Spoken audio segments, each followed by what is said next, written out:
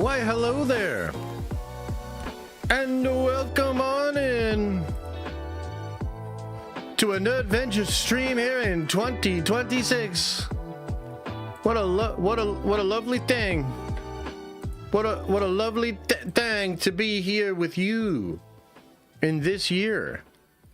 And I probably don't have to tell a lot of you this, but obviously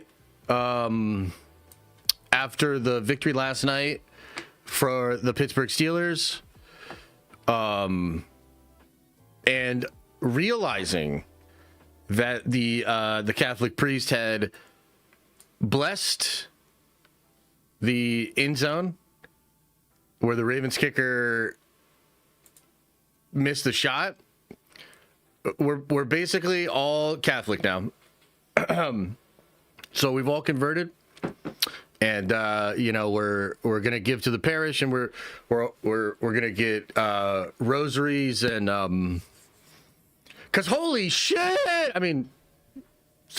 holy crap, I can't believe it. Did you guys see that shit? Chat, did you see that shit?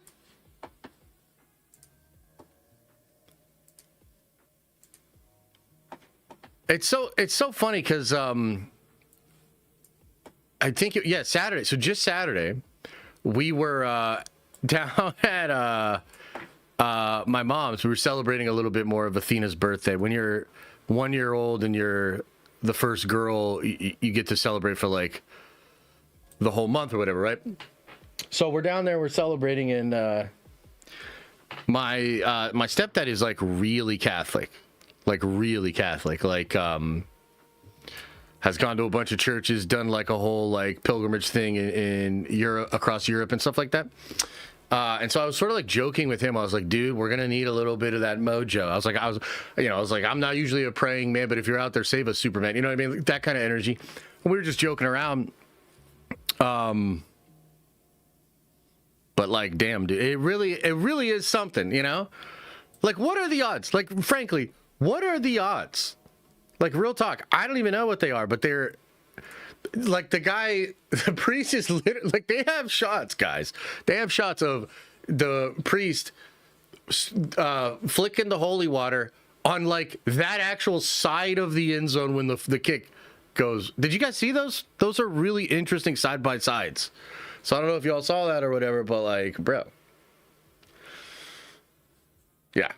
So crazy. I had a great weekend, but I also will say too that like being a Steelers fan, it cannot be good for your blood pressure, your heart. It's probably not good for your health at all, man. I mean, basically since the start of that game, my heart rate was going. I was like, and like I tweeted before the game started that I was already mad, kind of like jokingly, but then basically like immediately in the game I'm mad. Like I immediately got mad because they were kind of playing like shit at first.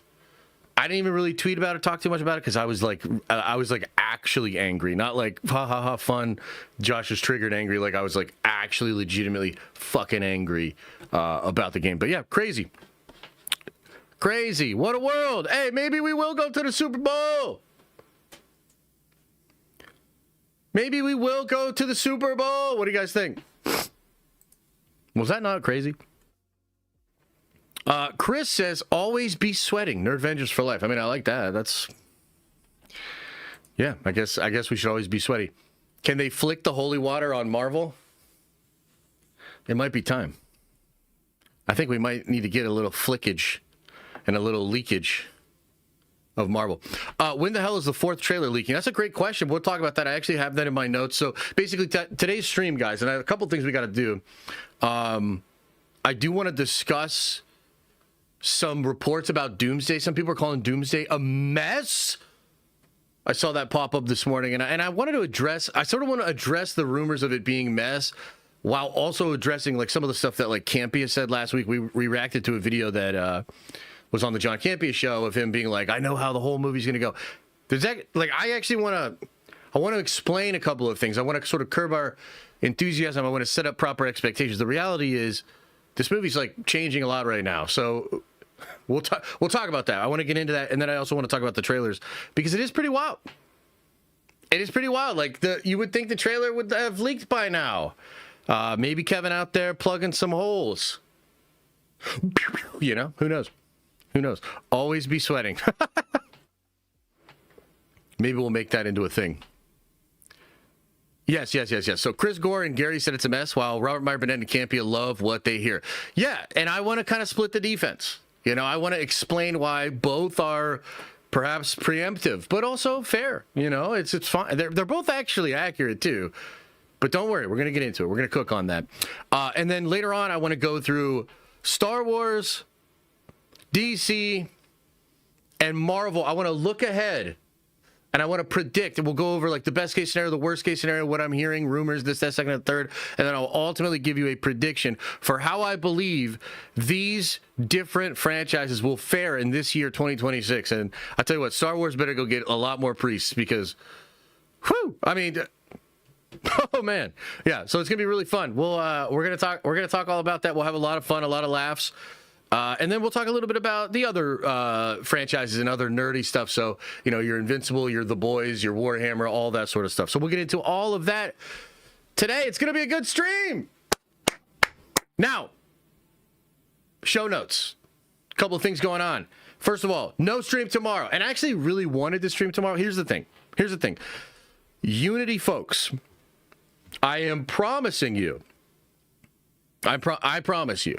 Not in the way like I promise Liam will go get ice cream tomorrow just to get him to shut up, but like legitimately I promise you, update tomorrow. And in fact, it's going to be a big update. It's something I actually wanted to do it like last week. I wanted to do it over the weekend. The reality is this. Life is crazy right now, and if I do not say this day is a Unity day and nothing else, like I don't give a fuck if Robert Downey Jr. hangs dong in the Doom mask. It's a Unity day. I must work on Unity. And that's actually part of what I want to talk about tomorrow with you is the plan in 2026 and moving some shit aside and committing some of my time to getting Unity back on track. My 2026 New Year's resolution is to not just get Unity printed and shipped out to the backers, but to get Unity poppin' again like it once was, because Unity is dope. Unity has a bright future. I want to get Unity back on track. I want the Kickstarter backers to get their shit, and I want them to feel awesome about it, because it's one thing to get like, you know, a super frankly delayed independent comic book for, you know, from a YouTuber, but it's another thing to like get that and be like, damn, this shit is actually great, and I think that I will very much enjoy the rest of the story, et cetera, et cetera. So that's kind of the plan. That'll be tomorrow. No stream tomorrow. We will be streaming on Wednesday. Okay. Here's the thing, though. We're going to do a stream on Thursday. Okay. God, I do need a haircut. Holy shit. We're going to do a stream on Thursday, but it's a members only stream. Okay. So if you're a member of the channel, it's just going to be like a regular show, except I will be addressing some things for the community, some stuff about the video series and our plan in 2026, right? So I'll do like a portion of that will be like more like an extreme, like a pretty thorough update of what we're doing in 2026. But other than that, we're going to have a regular show. Okay? So that'll be on Thursday. You'll still get clips if you're a non-member and you're like, but I need the news. Don't worry. It's going to come out. The clips will still hit. The only big difference is it'll just be for the members. So when I ask for thoughts, questions, comments, and concerns, it'll just be these stinky nerd Avengers giving us the feedback and probably being on the clip videos, right? That's how we're going to do it this week. And I'll have more updates for you in the coming weeks. A lot of big things planned in 2026, but there's a lot of stuff that's in motion right now. I'm trying to get stuff sorted out so that we can have an incredible 2026. So that's basically what's going on. Can you get a haircut after you send a Unity update? Yes, exactly. Actually, that's 100% the way we'll do it. We'll do the Unity update with the long hair, disheveled, and then we'll go get it cut. Man, it is hard. It is like, I don't know if you guys were feeling this or not, but for me, it's a bit hard today getting going, man. You know, holidays, late last night watching the Steeler game, and yeah, I'm just I'm having a little bit of trouble going here. You know, I've had like 3 coffees, 4 coffees. I'm having an espresso right now. What about you guys? Nah. My alarm really pissed me off today. Yeah, I believe it. Hey, David Saunders, let's go Steelers, baby! A Limitless pill? That would be sick. I actually really like that movie. I think it's pretty good. Yeah, I hope you and the fam are doing good as well, David. We're good over here, brother. Mama Bear's a little sick today. She's a little bit of a fever, so I got to pull a little extra dad duty today, but it's all good because we actually had a really good weekend. We set some stuff in motion, so we have a little momentum today. At least you're starting off on the right foot after converting. Exactly. My son refused to get up this morning. Oh, yeah? Yeah. I don't know, man. I kind of wish I could have refused to get up this morning. I was tired, man. I got up. I was like, oh, man. I want to go right back to sleep. Bears clinched a 2 seed in the NFC, even though they lost LMAO. Packers versus Bears on Sunday. That's going to be a good game, yeah. Our little one is on the way in 2026. God is good. Amen. I mean, God is really good. Did you see that? You see that Steelers win? I mean, come on, man. Yeah. Star Wars making a horror show is very meta. Yeah. I didn't even. I mean, I don't even want to. I don't have that in my notes or anything. I'm probably not going to address that at all when we get into the Star Wars bits. But I mean, like, do we really care? I mean, I don't know. What do you guys think? Star Wars horror project. I guess it could be cool. You know, like I don't know. I don't want to be a douchebag about it, but I don't know if that's the thing that's gonna get Star Wars back or get me excited about Star Wars. You know, and one of the things that we're gonna have to kind of go over today is like look at Marvel strategy, look at DC strategy, look at Star Wars strategy, and it's like, damn, dog, like it's good to be a Marvel fan. You know what I mean? That's all I'll say about that for now. But yeah, Prestige Steelers says, how about them Steelers? Seriously, though, why can't the Steelers ever win normally? Mike Tomlin is definitely deep in the voodoo magic. Literally, right before that field goal by the Ravens that they missed, I literally was typing out a tweet that was something like, Mike Tomlin will say something like, it's hard to eat spaghetti with a straw, and we really sucked it up tonight. And just walk away like nothing happened. You know, like I was like, I don't know how you guys, but I was defeated when they actually came down. And also Boswell, like Boz misses a kick. What the fuck? So crazy. But yeah, look, I'll take the win, but my blood pressure would be so much better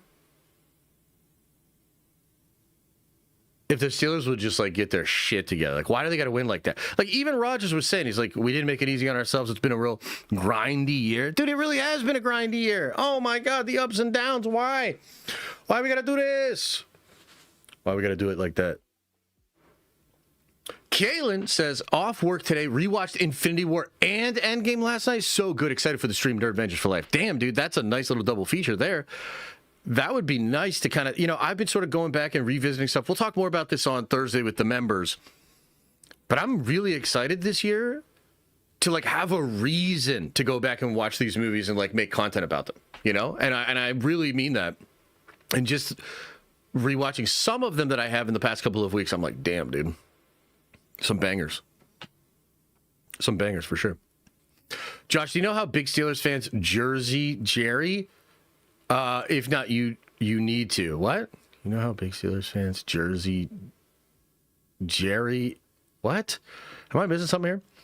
Endgame still hits. I like it more than I did back then, low-key. Yeah, same. I had the same experience. I watched it a couple of months ago, and I was like, my God, dude, this movie's so much better than I remember. And it's actually so much better than people give it credit for.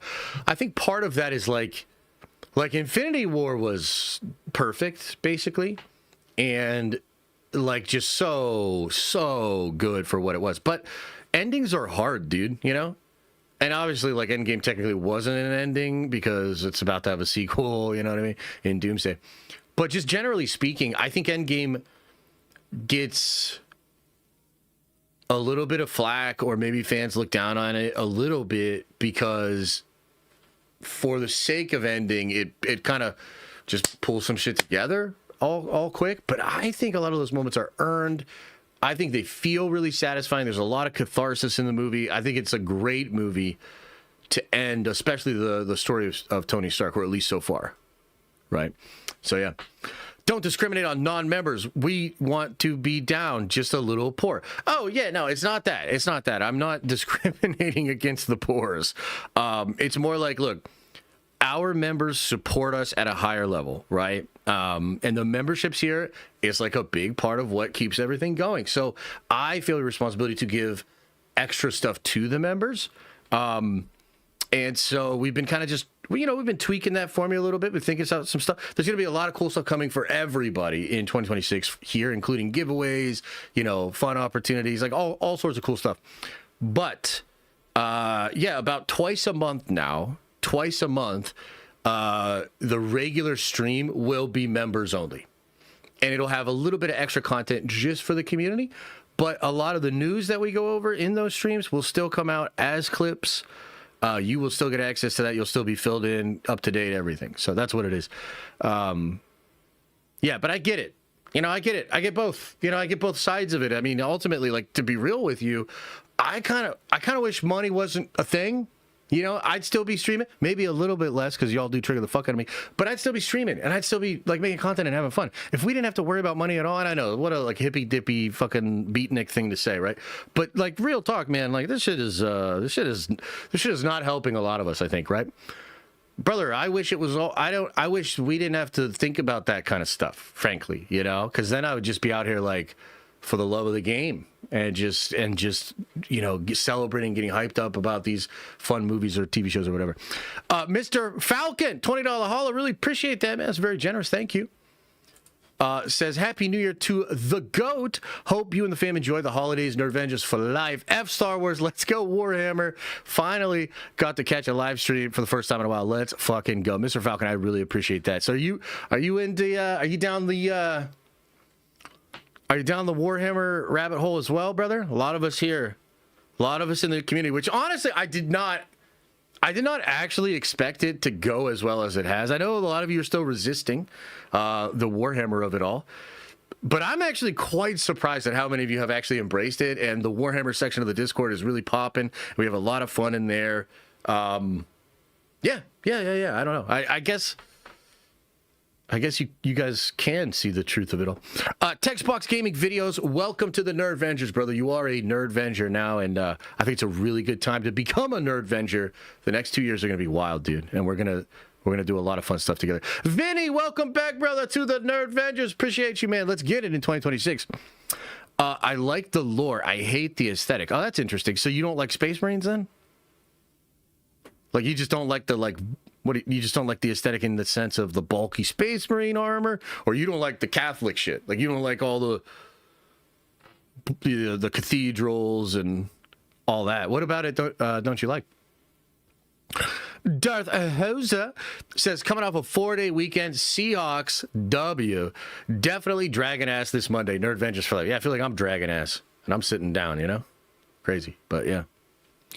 The Lethal G, my man. Welcome to the Nerdvengers, and that's a cool name too. I like your profile picture, brother. Let's get it in 2026. Let's go. I actually met a Warhammer fan IRL for the first time this weekend, LMAO. They're real. Yeah, we're real. There's dozens of us. Miss my member. Sorry, Nuck. Let me get that pulled up here.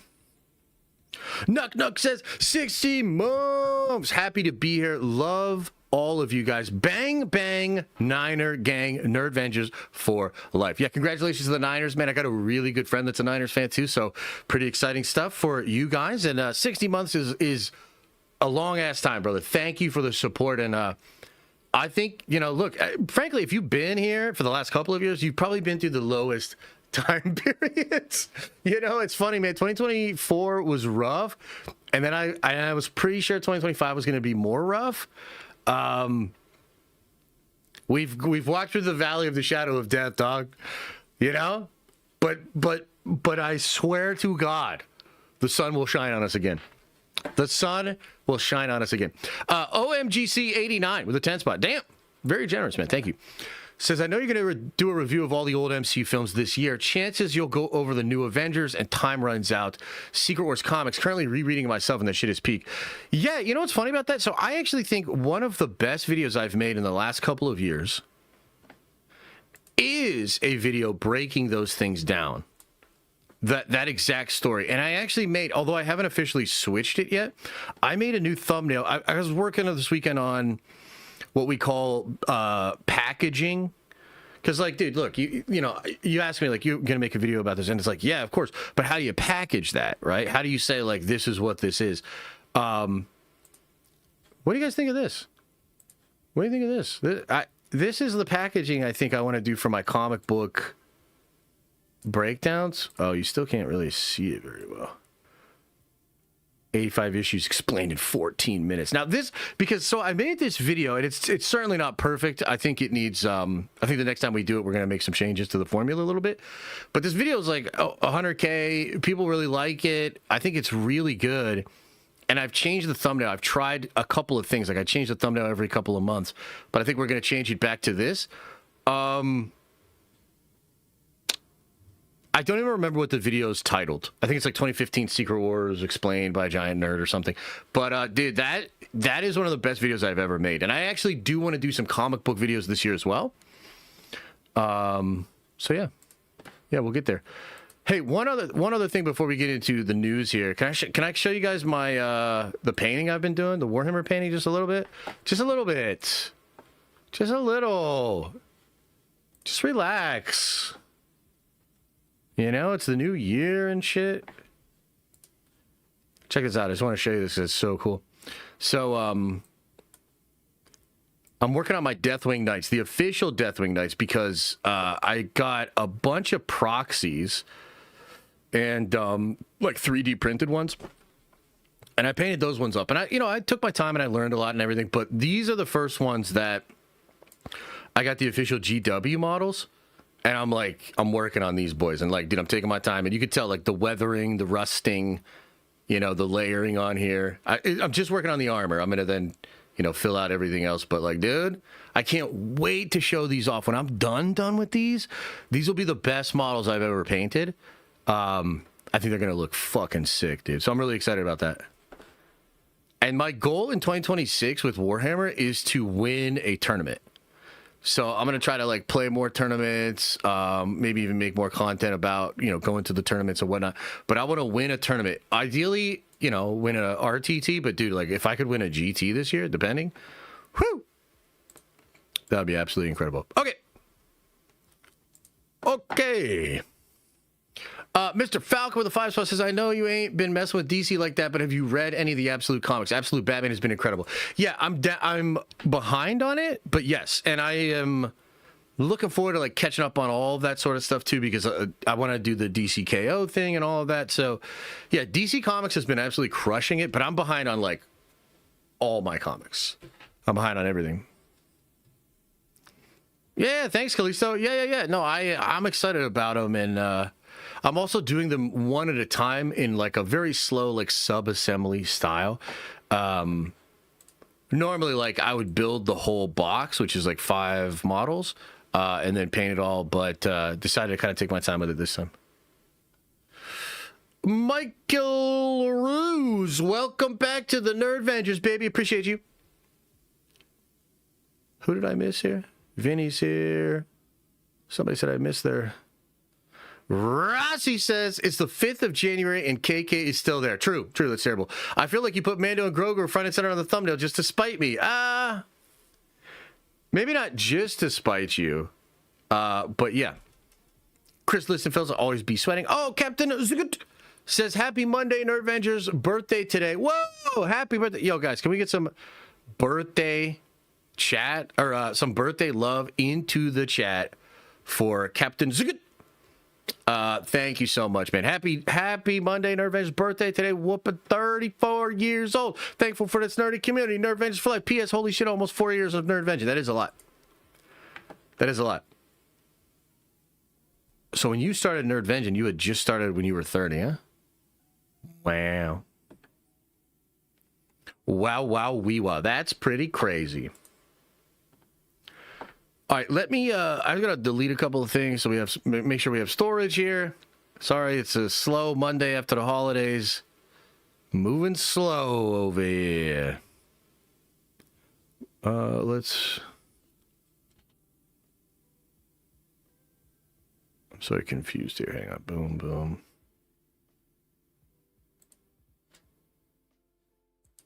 There we go. Delete all those. Clean out the recycle bin. Let's clean it out.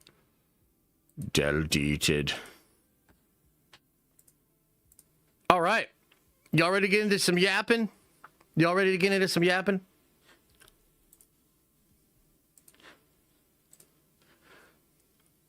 Let me take a sip of this coffee and then let's do it.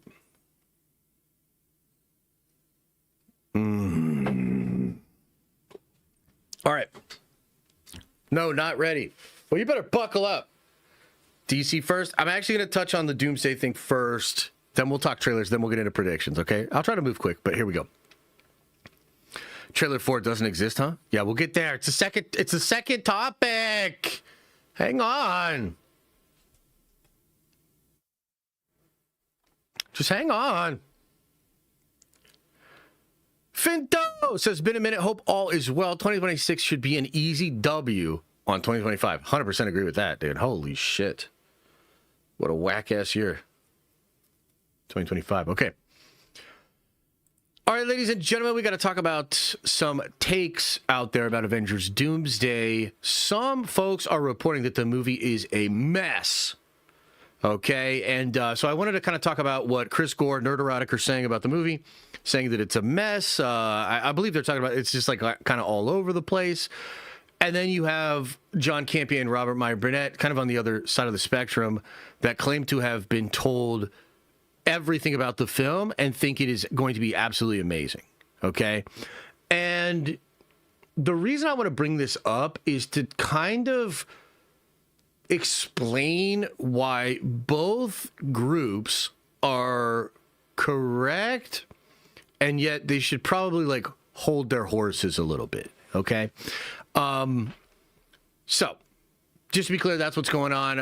By the way, I didn't actually see the full clip to see exactly what Gore and Gary are saying about it. Some people in the chat are saying that some others have echoed this sentiment as well. So here's what I'll say about that.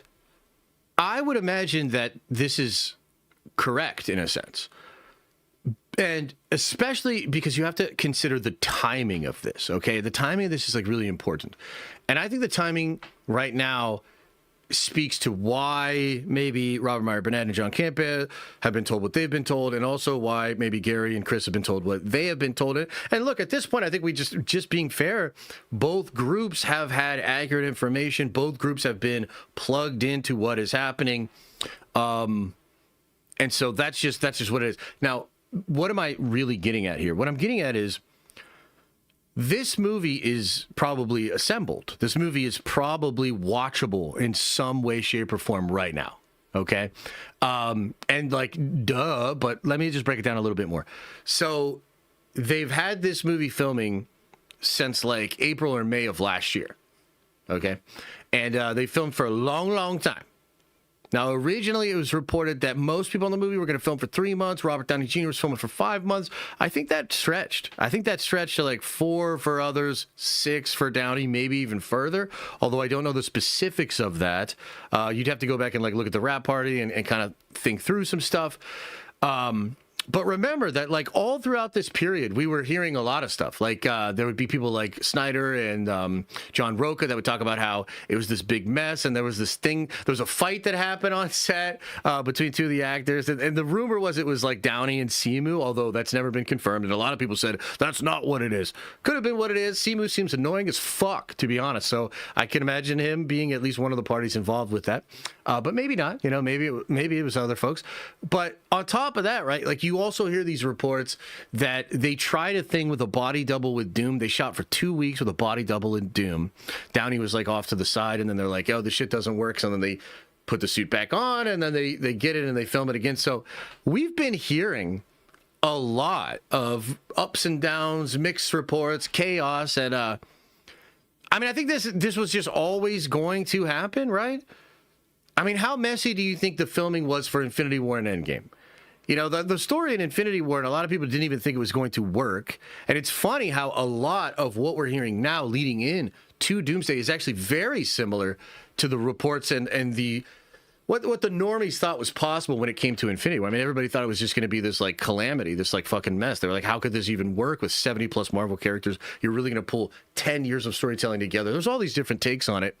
But, and by the way, it's going to become important because I would actually want to bring up onto the screen some of the crazy stuff that they shot or that they were about to shoot in Infinity War that they scrapped. Out of curiosity, how many of you all remember a report about Benedict Cumberbatch shooting something for Infinity War where he was at a skeleton crew? It was this massive CG character, and it was just Benedict, and it was like one of the most important scenes in all of Marvel. Do you guys remember that rumor? Throw one into the chat if you remember that rumor, because I'm actually going to show you what we now know about what that sequence was going to be, but hold your horses. We'll get there in a second, okay? So this movie, with the 70 million characters, with the crazy amounts of cameos, with literally multiple universes, with, I don't know, I mean, all of these different shows, hours of content that they want to pull together. This movie was always going to be a mess. And yes, it has been a mess behind the scenes. But this is the same thing that we heard with regards to Superman. It's the same thing we heard with regards to like Multiverse of Madness. It's the same thing we heard with regards to like Infinity War and Endgame and all of that sort of stuff. Okay. The other thing that I think is really important to remember with Doomsday specifically is that this movie was delayed 7 months and they didn't stop shooting. It's not like they delayed the movie 7 months and then they were like, okay, let's go recalibrate. No, the process had begun. The process was going on, and they made a decision to delay the film. And in fact, they delayed that movie and they delayed the sequel, both by 7 months, 14 months of extra time given to the Russos to like get all of this shit ready. And they didn't stop. They didn't stop. I think that's like really important. They literally did not stop. They kept filming the entire time. So on top of that, the movie has a massive amount of reshoots that happen very soon. Some people say this will happen in February. Some people are starting to say it's going to happen in March. They have a ton of additional photography to do. A ton of it. Okay? And so just to take a step back and let me explain to you what's going on right now. Either way you slice it, right now, the movie is the most of a mess than it will ever be. Because what's happening right now is they have an assembly cut of the film, some VFX work finished, some of it's not finished, and they're looking at the movie and they're literally by committee, because then, by the way, this is just always how Marvel does it. Kevin is really, really good at sort of having an intuition for what audiences will really like or not like, but they have a committee and they have, executives like Bob Iger will be there, all the different people, Downey will be there, but they'll also have Parliament, their sort of story group, and they're sitting down, they're looking at this movie in its current form, the messiest form it'll ever be in, and they're asking themselves all sorts of questions. Does this scene work? Is it too bloated? Do we have enough time for this character? Does this character even need to be in the movie? Like all sorts of questions. And I bet they're trying different things. They're thinking about different things. That is what it is. That's the process right now. And especially, just consider this. Just consider this. You're talking about maybe the most expensive movie ever created. Like legitimately, it might end up being that. I would argue these two movies back to back are probably legit the two most expensive two-parter ever created, which is wild because Infinity War and Endgame is a thing. It's probably the most important movie for a studio ever. Like, does anybody disagree with that? Like, if Doomsday is a dud, is Marvel pretty much cooked?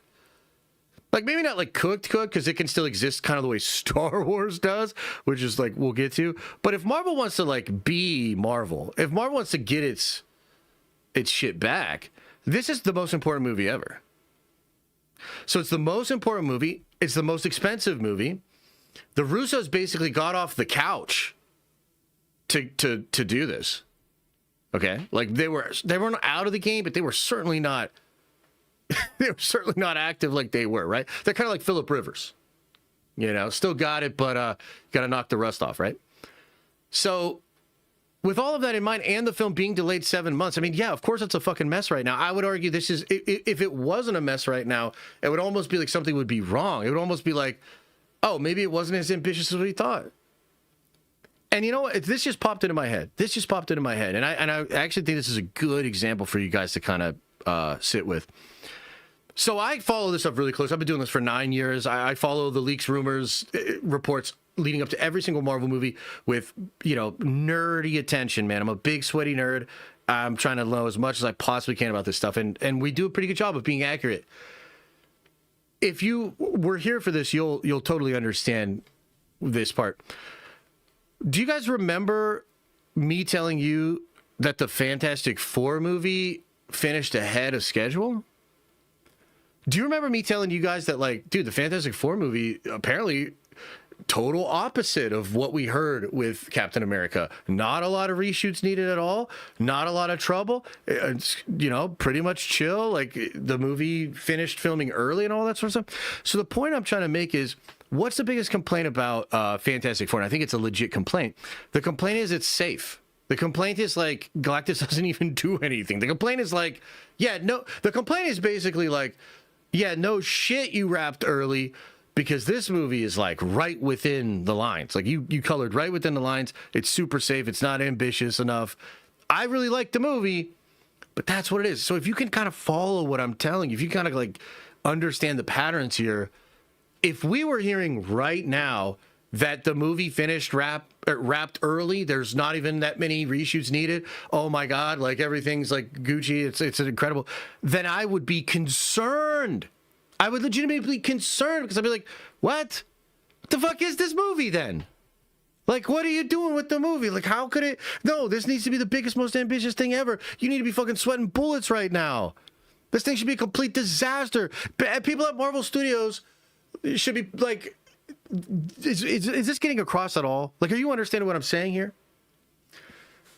So all of that to say that I think Gary's probably right. I think Chris Gore is right, but it doesn't mean that the movie's going to be bad. This is like where the other movies were, and I think it is part and parcel for what this movie is trying to be. It was always going to be like this because it's so incredibly ambitious. Now, the other thing that I'll say is you got to then talk about people like Campy and Robert Meyer Burnett, because they're sort of on the opposite side of the spectrum.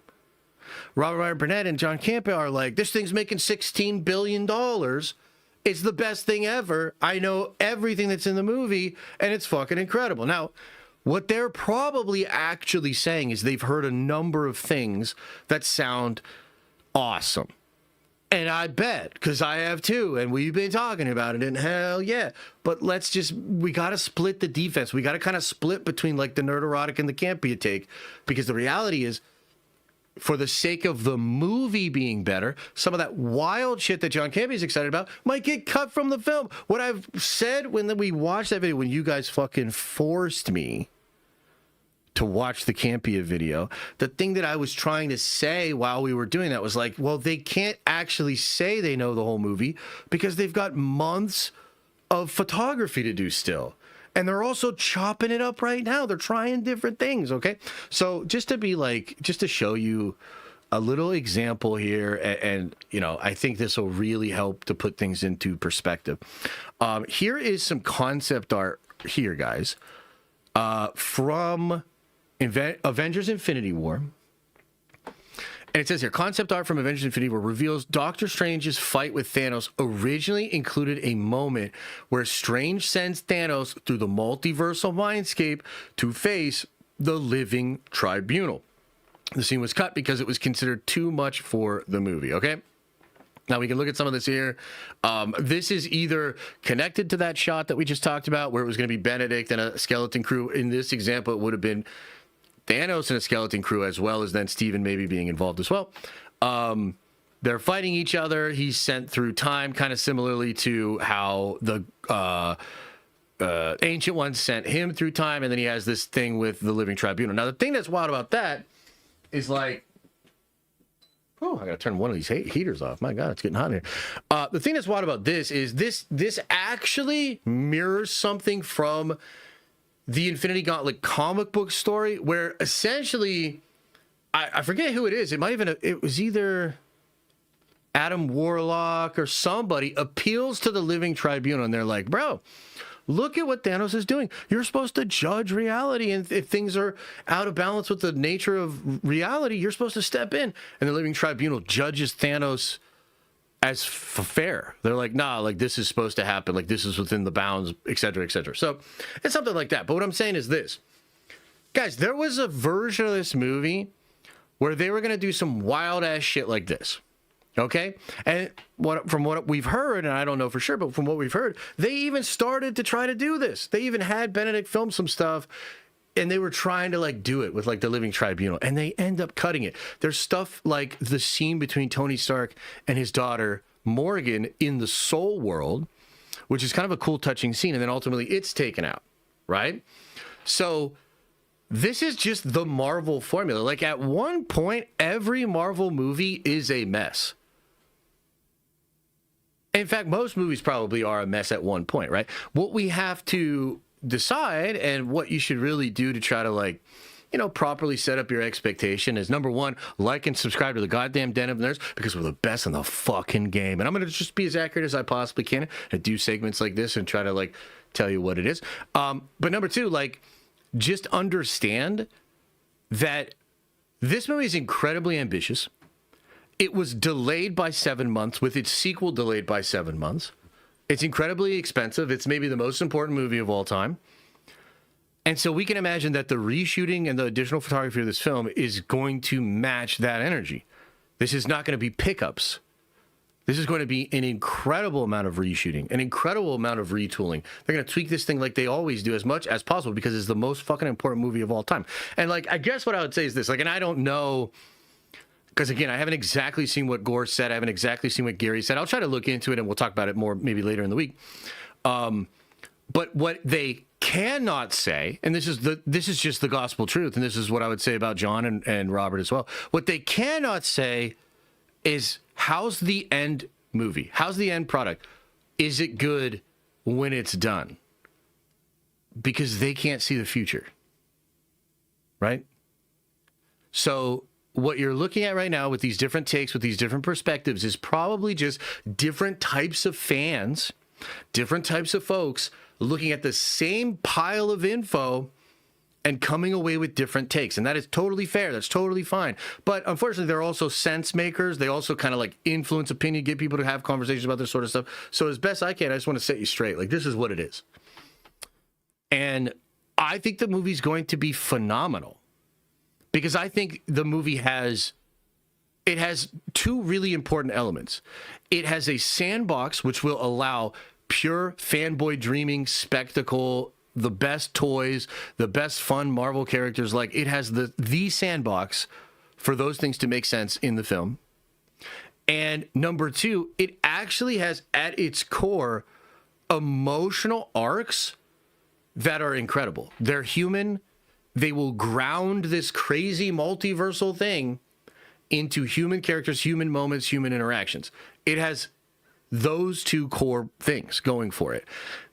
And I'm sure a lot of like, oh, does this character's arc feel satisfying? Does this scene give weight to this scene? All of those little things, that minutia is being worked out right now. And yes, I would agree, it is probably a mess. But that does not mean it's going to be a mess when we go see it in December. It's fucking January, folks. You know what I'm saying? All right, anyway, that's my yapping about that sort of stuff. What do you guys make of that? Any questions, comments, concerns? What do you think about that, chat? What do you think about that shit? But what if it did suck? Yeah, it'd be tough. I mean, that'd be pretty tough. It'd be pretty tough.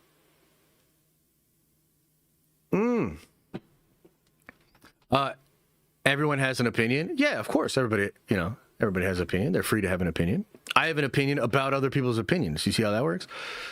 Imagine having to temper your expectations for a movie called Multiverse of Madness. Imagine having a Multiverse of Madness. Yeah, do you think the film was misnamed? Is that what you're getting at there? I really like that movie, by the way. Also, too, random little thing about Multiverse of Madness. According to My Time to Shine Hello, America Chavez is not in this film at all. And again, you know, everything we just said is still applies. That, you know, there's additional photography and stuff like that. But like, I can't imagine her being like really a big part of the film or really in the movie at all if she's literally not in the film at all right now. Which, look, here's what I'll say about that. I actually like the version we got in Multiverse of Madness, but I absolutely hate the America Chavez character. I think she is one of the most. I think she is a terrible character. Terrible character. And I think she's a character literally designed to insult and aggravate, you know, like Giga Chad, dude, bro, chuds. And therefore, fuck that character. Okay? So I don't give a fuck about that character. But I will say, just in fairness, I thought the version that we got in Multiverse of Madness is way better than the comic book version. For the last 5 years of Marvel, so none of the OGs can count, who has been your Marvel standout MVP character for the last 2.5 years since Endgame? Of the last, what, 2.5 years? Oh, last 5 years? I don't know. Shang-Chi's pretty good. New MCU characters, so not the OGs.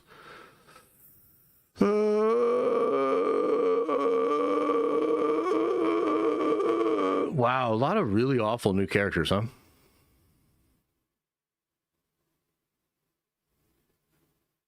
Wow. They should probably reset this universe. Sentry? Hey, that's a good one. Yeah, Sentry. I'll do Sentry. She's Puerto Rican? I honestly don't even know. I think so, but I'm not sure. Gili Gomez ain't even an actress? What does that mean? What do you mean? She acted in a movie. Isn't that like make her definitionally an actor? Does she have another profession that she's more known for? Does she play pickleball or something? Gaia? Yeah, Gaia's a goat for shout. Daredevil? Yeah, I think he was technically an OG, but yeah. Dude, the U.S. agent, obviously. Oh, yeah, you know what? That's actually, he's not even capping. Like, Rossi's right. It probably is John Walker. And, dude, what a fucking crazy world that we live in.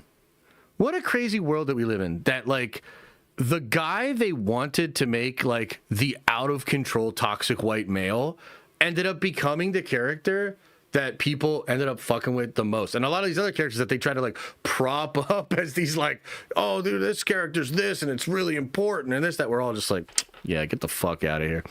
Souljacker says, after rewatching Loki Season 1, when Kang says we've crossed the threshold, could that be Doom re-entering the timeline to bring back the Prime Universe? It could be something like that. The only problem with that theory is that even though he didn't know exactly what was going to happen after the threshold, he still had backup plans. Right? Now, I guess you could say maybe those backup plans were for Doom coming back in or something, but yeah, we'll see. Sentry and Reed. Yeah, that's fair. You know, the new Fantastic Four is great. I like them a lot more than I thought I would. Yeah. Yeah. Okay, I think that is enough talk about this whole situation. I hope you get what I'm saying here. Hey, I think everybody's right. It's just everybody also has like an angle on it. And it's yet to be determined, man. Yet to be determined. So there you have it. Okay, look, I'm not going to do a segment on this. Like, I'm not going to clip it out, but I'll talk to you guys briefly about this trailer situation. So people are bringing this up in chat, and it's kind of curious. At this point in the last 2 weeks, we had the leaked trailers. We had the X-Men one Saturday, okay? And I think we had the first one Sunday with Steve Rogers. Thor one around the same time, Saturday into Sunday. And we ain't got shit for this fourth trailer, not to mention the fifth trailer and the sixth trailer that have hit the Korean ratings board. So that's all true. There's 6 trailers. There might even be 7 trailers. I'm losing track at this point. 6, 7 trailers. What's up with the fourth one, man? Where's the leakage? Well, there was some fake leaks. There were some people sharing some fake shit. So I got to be honest with you. I think here's what's going on. Here's what's going on from my perspective. I actually think that the trailer is out there and that it is leaked. I think the difference between this week and last week is that a lot of people like Demet and some of these other people in like the insider scooper community, they saw that X-Men trailer and they couldn't fucking help themselves. They had to gush about it, talk about it, put the thing out, and then it leaked. Okay? So they like couldn't help themselves. Unfortunately, what I'm saying is I think this fourth trailer might kind of suck. I think this fourth trailer might be kind of like a letdown. Okay? I think it's out there. I think people do have it. I just don't think there's enough interest, and I don't think enough people are hyped to share it. Okay? So, yeah, I guess we'll see. We'll find out. The X-Men trailer is supposed to drop tomorrow. I've got a really cool video coming out that's going to break down the X-Men trailer after it's officially out. And, yeah, maybe this is just kind of a lame duck trailer. But you know what's kind of wild about that is I wonder if that's kind of by design. Because, look, if this is really like Shuri as Black Panther, Reed Richards, and maybe like Sam Wilson and shit like that, then it's the worst characters in the movie. It's the lamest characters. It's the characters we do not give a fuck about, frankly, compared to the X-Men, Doctor Doom, Thor, and Steve Rogers. Just facts. So maybe what we have going on here is the fourth trailer is like, oh, and we got these guys and gals. And we're all like, all right, okay. You know, you kind of tickled the balls with Steve. Thor was looking dope again. Okay, and you got the X-Men. All right, fine. I guess I can deal with these fuckers. And then maybe we get 5 and 6, which kind of like pulls it together or gives us a little Doom. And then we forget all about the fourth trailer that was kind of a fucking letdown. I don't know. That's just a theory. Guess we're going to have to wait and see. What do you guys make of that? Have you seen anything about the fourth trailer? What do you think's going on with this fourth trailer? Because the other possibility, and I've been talking about this, is like the other possibility is they've been rolling these trailers out to find all the theaters that are leaking stuff, and they're shutting that shit down.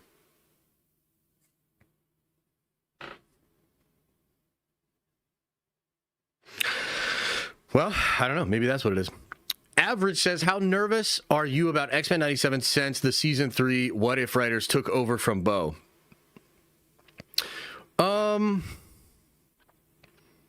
Yeah, I mean, I'm obviously a little bit nervous, but I'll say this. I think they actually did end up keeping a lot of Bo stuff. From what I think is going on, I think they ended up keeping a lot of Bo stuff. Now, there was a report that they were going to go away from Bo's stuff and take away his executive producer credit. I am less sure that that's actually going to be a thing. And so therefore they might not be going away from it as hard as we once thought. So I would say, the first thing I would say is I actually think they're going to keep Bo's stuff mostly. And then number 2, I would say like really talented folks, dude. And like Bo is obviously was really integral to this whole situation here. And I think his sort of show Bible and his work in television prior was so different than like what a lot of Marvel had going on. Because remember, they were taking writers, turning them into showrunners. Bo was like a showrunner writer. He was like a lead writer. He was more showrunner than a lot of the other writers that they had. And so basically what I'm saying is I think he set them up on pretty solid ground. This is similar to what happened in Loki. So Waldron leaves, but Loki season 2 is pretty good. And I think it's partially because Waldron had laid that foundation as well. So that's what I would say about that. What will they change Downey's voice as Doom? I don't know. I guess we're going to find out. Apparently, the 5th and 6th trailers are just ratings of the official release trailer. I have heard that theory, but they're separate lengths. They're different lengths. So, yeah, I don't know about that. Apparently, there is no 5th and 6th trailer. There might not be. I don't know. From what I've seen, and I'm getting a little started slow this week. I didn't check out every single goddamn thing that was on the Twitter. But I still think it's absolutely possible we get a 5th and 6th trailer. Remember, people were shocked that we were getting 3, and then they were shocked that it was 4. So clearly, it's not like everybody knew exactly what was going on. Now, I will say, though, that Snyder just coming out and giving us what the 4 were going to be is kind of interesting, and that probably means it's just 4. But, yeah, a 5th trailer and a 6th trailer did hit that ratings board. I don't know exactly what it means, but we'll see. should get the X-Men trailer tomorrow online. Yes, that is true. That is true. Do you think we're going to get the full trailer at the Super Bowl? I think so, yeah. That's what I think, yeah. Okay, should we get into some predictions for this year of 2026? Should we get into these predictions here for the years of the 2026? I need a drink of water.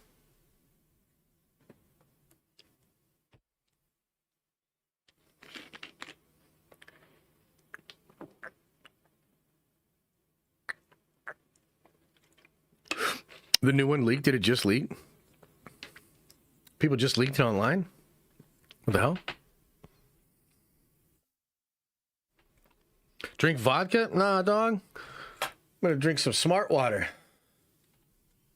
So that it makes me smart. I'm pretty sure that's how that works. People are always like, how'd you get so smart? I'm like, I drink smart water. Makes you smart. And then I'm like, kidneys. Okay. What? What are you saying? My eyes are really loud in the headphones? Yeah, no. Maybe we'll compress it a little bit. What about this? Does that make it better? Did this fix the audio problems? Should we do the whole segment like this?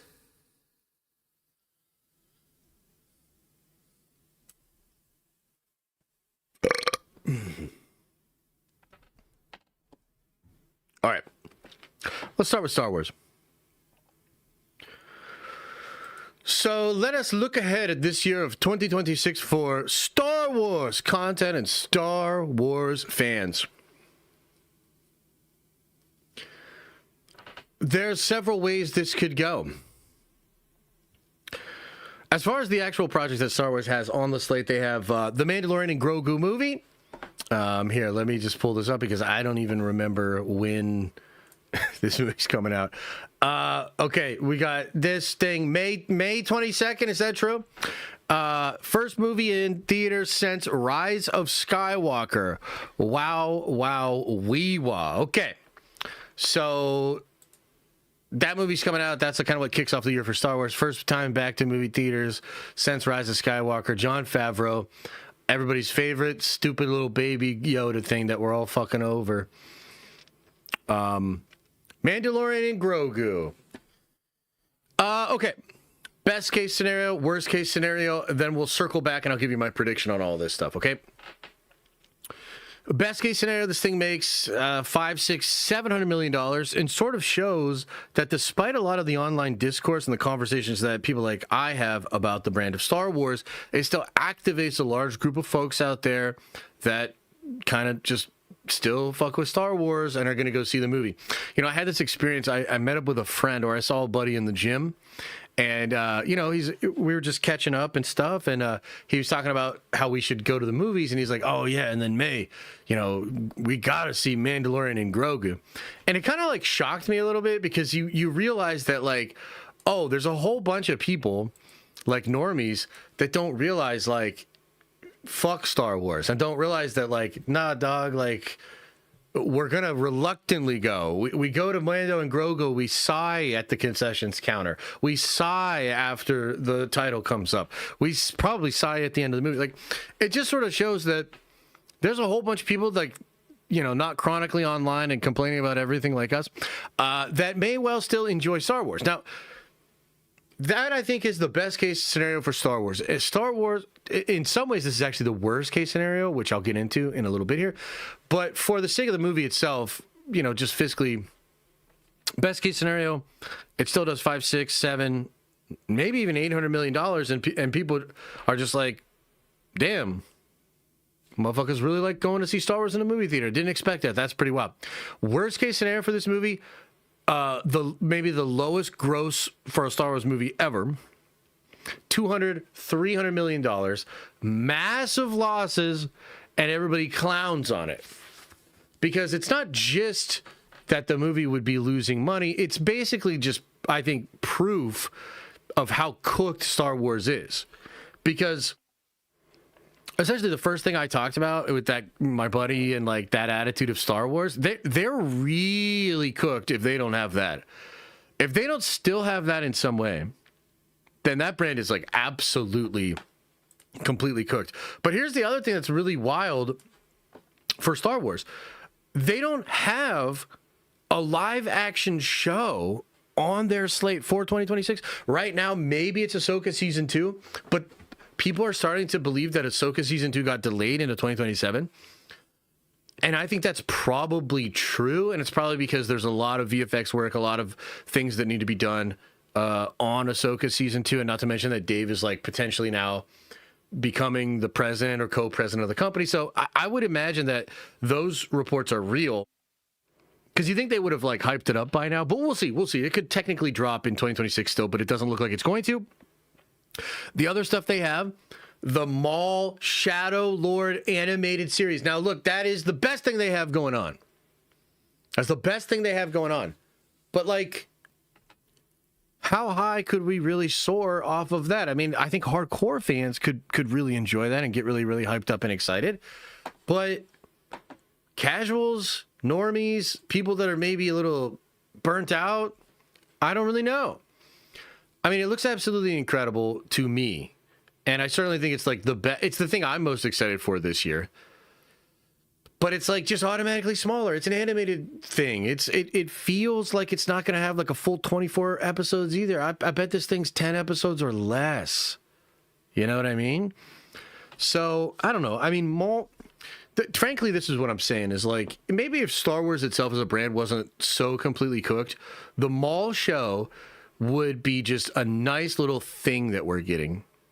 And my problem with Lucasfilm is like they're acting like this shit didn't happen, that there's not a fall off, and that fans aren't like super angry, and that Star Wars isn't basically on life support. So from their perspective, they're just doing what they've always done.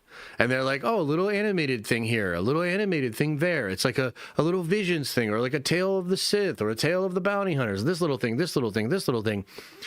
And unfortunately, I think the way Star Wars fans are viewing this is like, we need some wins. Like, where's our Avengers Doomsday? Where's our Spider-Man Brand New Day? Where's our Secret Wars? Where's our Reset? Where's our big, epic, hyped up shit? And the Maul animated show is just not going to be that. It's just not. Because there are so many barriers to other folks getting on board with it. So, look, best case scenario for the Maul show, it charts on Nielsen, does a surprising amount of impressions, maybe trends once or twice, and then fades away from memory. Worst case scenario for Maul, it's a little too girl bossy. I know somebody's gonna jump down my fucking throat on that shit, but like, let's be real. This is goddamn Disney Star Wars we're talking about here. So there's a real concern that this thing could be girl bossy, not enough Maul, not badass enough, too short, and just frankly leave people pretty frustrated. Okay, I think that's the best and worst case scenario for that. Hey, but guess what? There's another project they have going out. This is crazy. Did you know they're making Visions Presents The Ninth Jedi, an anthology adjacent project that's just focused on Visions, or The Ninth Jedi.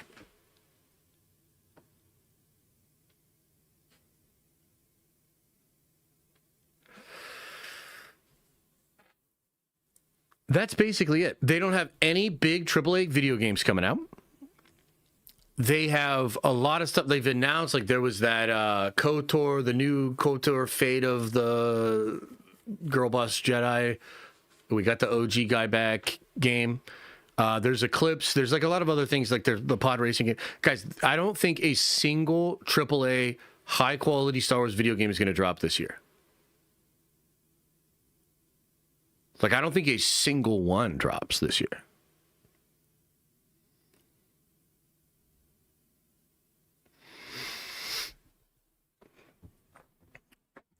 Now, with all of that being said, there is actually something that could happen to Star Wars that would be really great, and that is Kathleen Kennedy finally fucking leaving. And look, I think maybe there might be some confusion here because I made a video, I made a lot of effort to come out and basically say, like, look, dude, I started to hear a bunch of reports that basically Bob Iger is really the Sith Lord. And that's true. Bob Iger really fucked Star Wars up. But Kathy didn't resign, which is what you do in that situation. If you're really standing up for what you believe in, if you're really not going to let them bastardize George's vision, you retire in protest, right? She didn't do that. And in fact, she goes on to cultivate one of the worst cultures I've ever seen and make decisions that were so boneheaded that she is a big part of why Star Wars has fucked up. Okay? Now, look, part of the thing that's going on with Kathy, unfortunately, is that she probably knew more than any of us that Bob Iger was really to blame, right? And she probably got, frankly, really upset with the backlash and the things that have been going on with the fans, you know, people calling for her to be fired, all of this other stuff. And unfortunately, it kind of like hardened her in the wrong way. And I truly think that's basically her biggest mistake, was kind of having a chip on her shoulder, low key. Like, she put her foot in her mouth, but sometimes she would say shit that felt like she was being aggressive towards the fans, didn't like the fans. And to be honest with you, a lot of Star Wars fans are not great. And so I can understand her feelings, but you don't say that shit. You don't do that shit as the president. And I think she really cultivated a really bad environment, a bad culture for Lucasfilm overall. And it's a big part of why so many people have been turned off from the brand, okay? But with that being said, she is probably out this year, legitimately, finally gone, okay? The best case scenario for this is that Dave has ideas, that Dave has low-key been sitting back and he's wanted to do this and he's wanted to not do this and he wanted to do this and he wanted to not do that. And oh my God, now he finally has the power. And by the way, I have legitimately heard that there is some truth to that, that he has difference of opinions, that there's some things he really didn't like that she did, etc., right? And I've also been told that there are people within Disney that really don't like what Kathleen Kennedy has been doing, and they also want change. So it could be the case. The best case scenario, there's a new vision. Palpatine is gone. Bob Iger's probably gone too, so they're both gone, right? Palpatine, Plagueis, they're both gone. And maybe Dave and Carrie Beck can actually forge a new thing. And maybe we would hear a report in the trades or something, like a big report would come out, or somebody would, you know, Matt Bellany would break something and it'd be like, Star Wars is doing this. We're going in a new direction, right? Because that's kind of what we've had with Marvel. Now, Marvel was kind of like a slow drip of like, they're turning, they're changing. Oh my God, they're changing more. Oh my God, they're changing more. And then like the normies just don't get it because they're still watching like all the crap that they made 3-4 years ago. And so like I've been saying like Marvel's changing while the product has been coming out and basically remaining the same, and that's been a very frustrating situation. But Star Wars doesn't even claim to be changing, you know? So best case scenario for Star Wars, she's gone and there's actual change. Worst case scenario, more of the same. More of the same. And unfortunately, guys, now I got to tell you what I think's going to happen. Okay? I think Mandalorian and Grogu is going to bomb. And I think it's going to be a devastating blow to Star Wars. Devastating blow to Star Wars. I think this thing's going to bomb bad. And the problem with that is, like, Star Wars has kind of been hiding behind Disney Plus. We still get Nielsen numbers and we still laugh at them. But it's not like we literally are like, yo, you went into the movie theater and you didn't make no money? That's going to happen. In my opinion, that's what I predict. I predict Mando Grogu bombs. I think it makes $260 worldwide. And I think it loses Disney over $100 million, maybe more. And I think what it really does is it creates a cows come home moment for the brand. You cannot hide behind it anymore. You have completely fucked your brand. I think the Mall Show will have 3 good episodes and be mostly boring as fuck and frankly not good enough. And I don't know exactly why. That's what I think. That's what I predict. The 9th Jedi anthology thing will be absolutely incredible and the best thing Star Wars has done in years, and nobody will watch it. I want to repeat that. the 9th Jedi Anthology Visions thing will randomly be some of the best Star Wars content ever, and yet, because it is like an Elseworld, it won't do anything for the motion of the brand or for getting the fans back. The 12 people that watch it are going to think it's fucking incredible, and most people will never watch it. And then, here's the last prediction. Kathleen Kennedy's going to retire. Dave Filoni's going to go do an interview with the trades, and he's literally going to say in the interview, I hope all of these toxic male Star Wars fans realize that this is still Kathleen Kennedy Star Wars forever.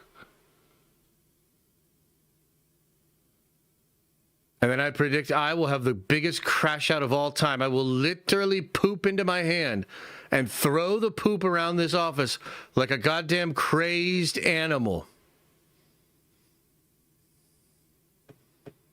So basically just another, year of what you expect for Star Wars. That's what I think is going to happen. Now,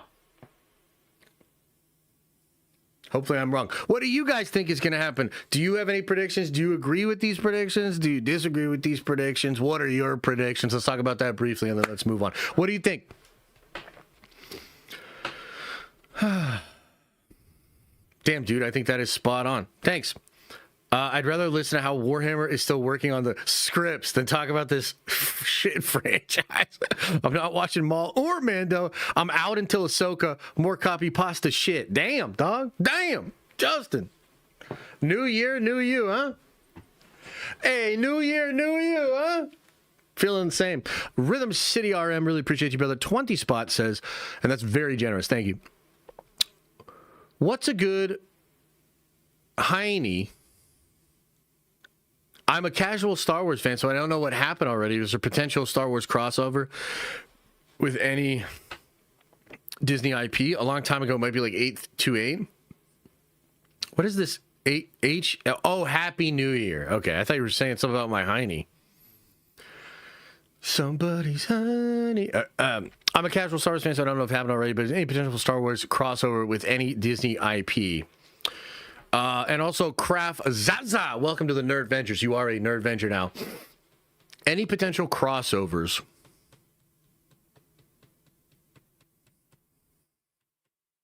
Nah. No, I don't think so.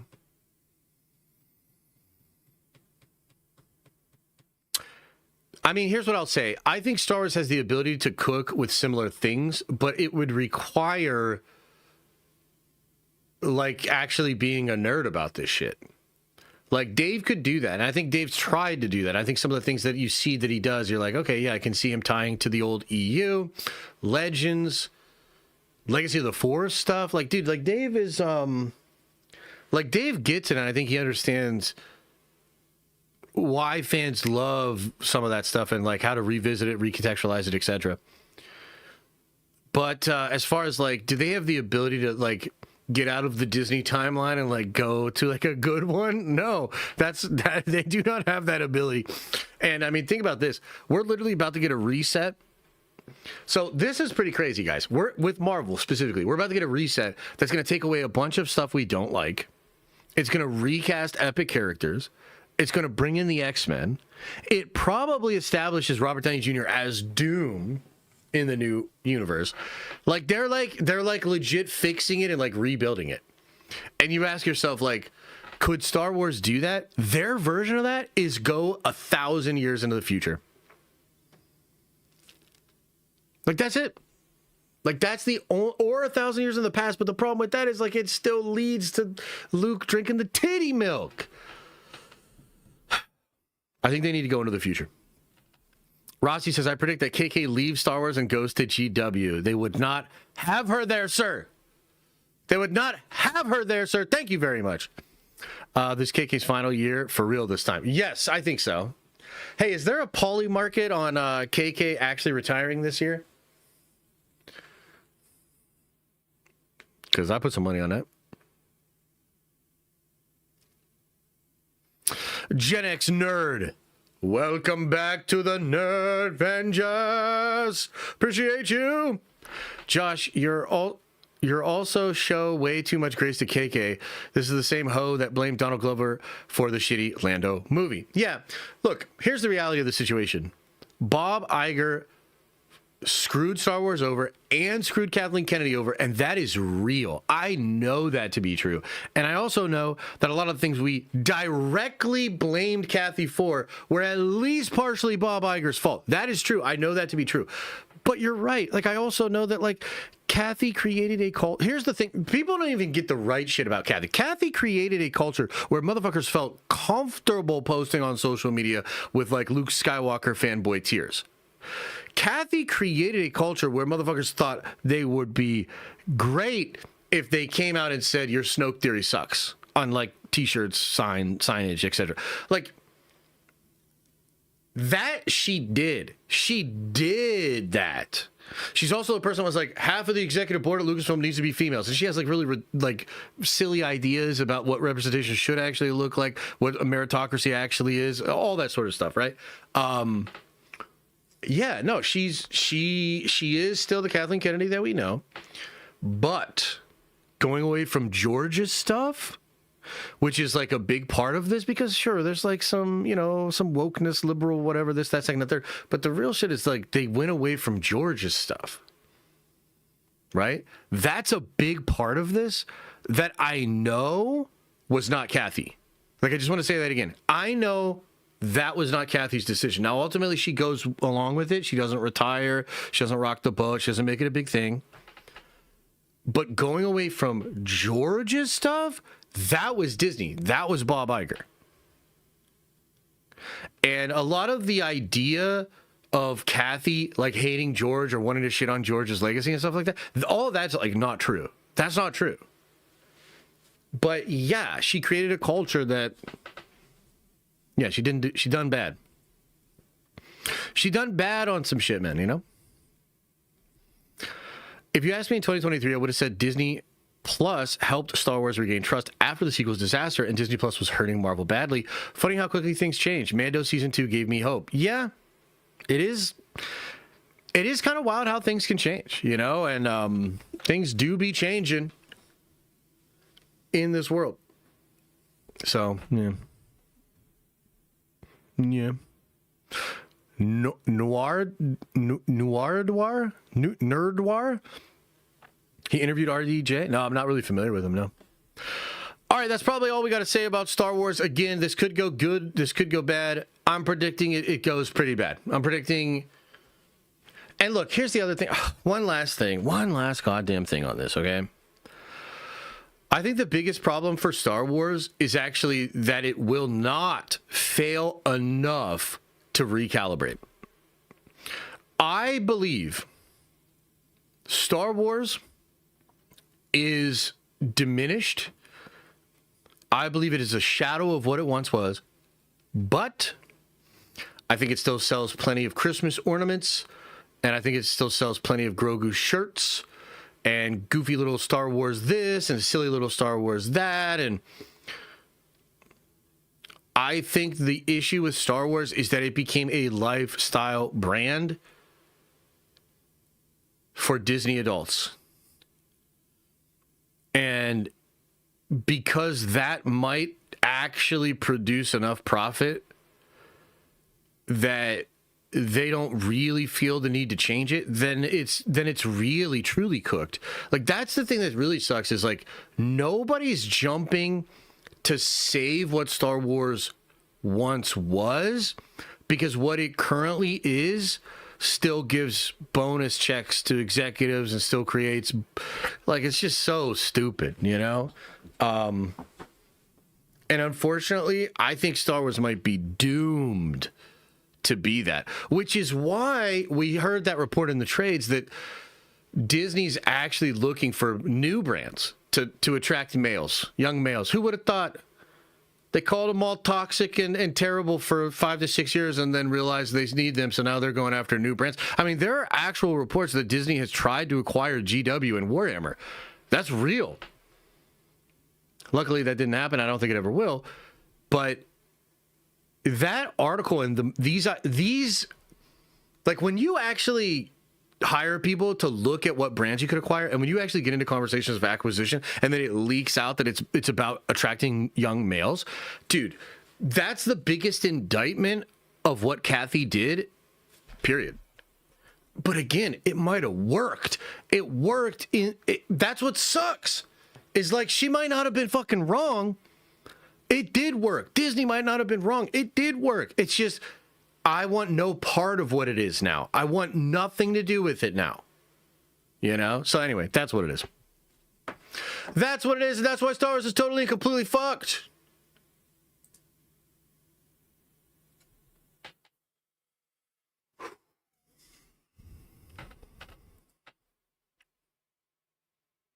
I don't even know how many more years Star Wars is going to be on this list. You know? Phew. You missed chats? What? No, I didn't.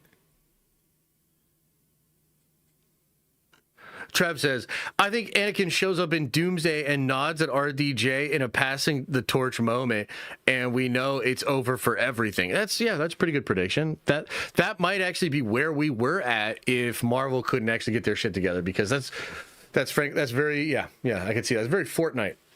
Very Fortnite. All right, should we talk about DC, guys?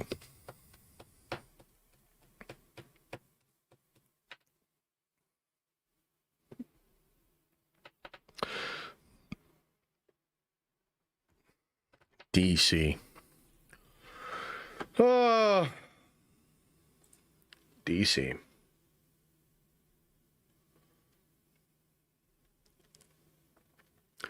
Okay, let's talk about DC. Let's talk about the DCU. Let's talk about Netflix.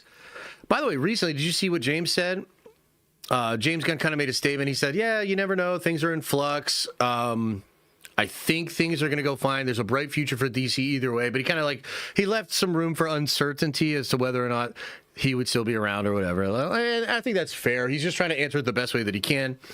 And things are super duper crazy. I don't know what to expect. I don't know what Netflix is going to do.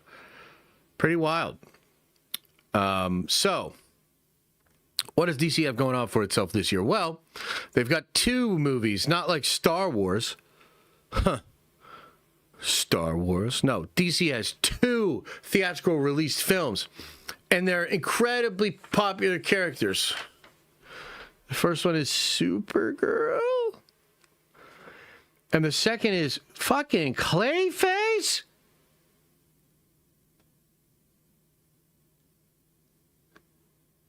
What? Okay.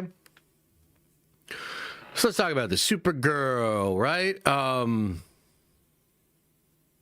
Man, that first trailer did not go over well. A lot of people complaining. Even the people that like Gunn literally pays to go do podcasts for his shit were like, I don't know about this shit, dog. Which was kind of funny to watch, actually. Yeah, that trailer was bad. And unfortunately, there's also rumors that the screenings for the film are pretty mixed. Now, as we just talked about with regards to Doomsday and with regards to a lot of different films, that's not necessarily a nail in the coffin. Movies at certain stages are usually messy, and they're usually the messiest when they're first getting put together and they're first getting screened. Superman had mixed reception, and they did some additional photography. They changed that up, and I thought it actually ended up working pretty good as a movie. So Supergirl has 2 problems. One, quality, and the other, hype. They might be able to fix the quality. I don't think they could fix the hype. That's the problem with Supergirl, is like, I just really don't see how this movie could get really hyped. You know, it's a derivative female character. Now, look, I don't think she's going to be Supergirl bossy. She seems more like a totally broken character that's just trying to find her way and identity in the universe. But like, there's what it is, and there's like how it's going to be sold. They sold this, or they tried to sell this thing as Supergirl bossy. Like, they have like the music and like da na na na na na. You know, it's like really supposed to be fun and poppy. There's that Guardians of the Galaxy scene where she's like, "This is going to go badly for all of you," you know, and it's just like, damn. I don't know about that, and I don't think it's going to be able to overcome this stigma. There's a couple of problems with this movie. Number one, it's way too James Gunn. I mean, it just is. And it's crazy because he's not even writing it. He's not even directing it. And yet you've got motherfuckers giving like these weird Reaver-looking shots. Like it's so Guardians of the Galaxy. It actually disgusts me how much this movie is Guardians of the Galaxy. Because like, here's the thing. If like the projects that Gunn isn't even doing are like this, what the fuck? Then it really is the Goonverse. You know, it really just is the Goonverse, man. And I mean that in the most disrespectful, dismissive way possible. This shit is ass. So I don't think it's going to be able to overcome the stigma of like the sort of woke or anti-woke crowd and the girl boss crowd. I think it's probably the worst possible time ever to make a female derivative character of the goofy ass James Gunn version of Superman. I legitimately think it's probably the worst possible time ever to make this movie. Legit. And the best case scenario for this movie is people are like, wow, that's better than I expected. And it kind of has that Dungeons and Dragons movie energy where I still think it's going to underperform. I think it's a lock to underperform. I think this thing, like, what's the poly market on this? Because I'll bet on this shit. This movie's going to lose money. Okay? Now, they might do some shenanigans, and Gunn might be like, we actually only spent $25 on it, and everybody says anything else is wrong or whatever. But, like, we know what time it is. You're going to lose money on this thing. You're going to have to use accounting tricks to etch out, like, $60 million of profit that isn't even real. Okay? So I think this thing is a lock to lose money. But the best case scenario for the movie is that it's so good. It's actually kind of similar to Superman, where Superman lost money, by the way. I know we like to act like it made $120 million off residuals, and that somehow means it was good theatrical. No, it wasn't. The shit underperformed, didn't make money off tickets. It made money off residuals. Okay? And I think they could maybe see some shenanigans with Supergirl, but the point I'm trying to make is like similar to Superman. The best case scenario for Supergirl is that people really like it, that there's enough positivity created within that group, that fan base, and online to justify its existence, because the box office will not justify its existence. I can basically guarantee that. Okay? Best case scenario, loses money, but wins fans. People appreciate it, and the DCU kind of continues, okay? We'll talk about Lanterns in a second here, because I think Lanterns is going to come between these two projects. But then there's Clayface. And look, here's a question for you, chat. Is Clayface in the DCU or not? Because I think it is. I think originally there was going to be a Clayface thing in Matt Reeves' John, and Gunn moves it so it's now DCU. Now, the only thing that could possibly save Clayface is Batman. If they put the DCU Batman into the Clayface movie, it will make some money. They're also probably going to spend like $30-50 million on this movie. They're also probably going to get somebody really cheap for Batman. And if they get Batman, they cameo him, they do it, that movie will make some money. And maybe, because Batman is this cool, maybe even save the whole goddamn universe. Legit. Could legit save the year and maybe the entire universe for them if there's enough hype, if it's really cool enough, and if Gotham is somehow really awesome. Like you're playing with Batman adjacent stuff, it's Clayface, but like, let's be real, you just bring a little Batman in there, it could really pop off, right? Best scenario for this movie is it makes what Supergirl makes, which I think would be like $250, $300, but it costs $50 million. Okay? Which is going to be so funny to watch, by the way, how much they applaud that and how much they hold that up as like a shining win, not understanding that it throws dirt on all the narratives they tried to claim about the Superman movie and about what will happen with Supergirl. But watch, they'll do it.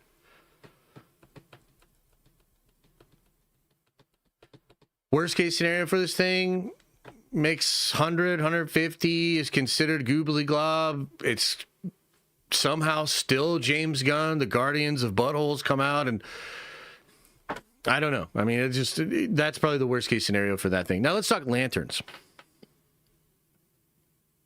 Lanterns comes out between these two projects. Lanterns, to me, makes or breaks the year for the DCU. I think they're trapped with Supergirl. I think they're trapped with Clayface. Like, legitimately, they are trapped.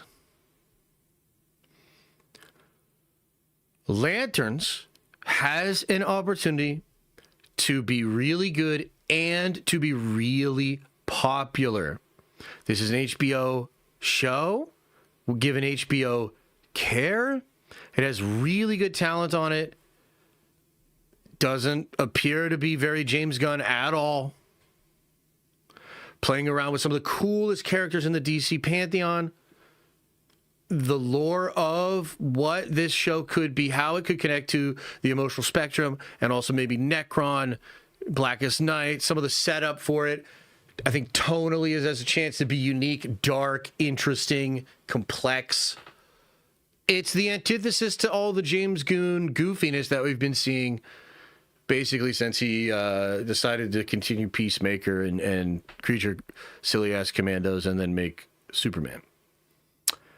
Best case scenario for the show. It is heralded as a triumph.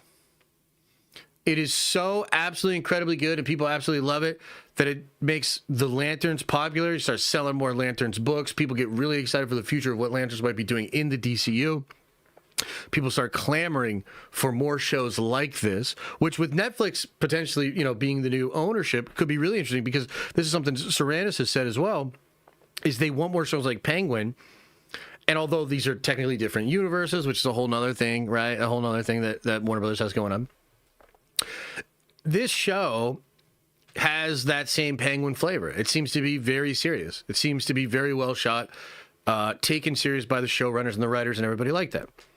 Like award-winning, elevated genre. That's what it seems like. So this could be great. I mean, I really think that Lanterns is potentially the best thing they have, but it's really like their leverage point for what they have going on. Because imagine this.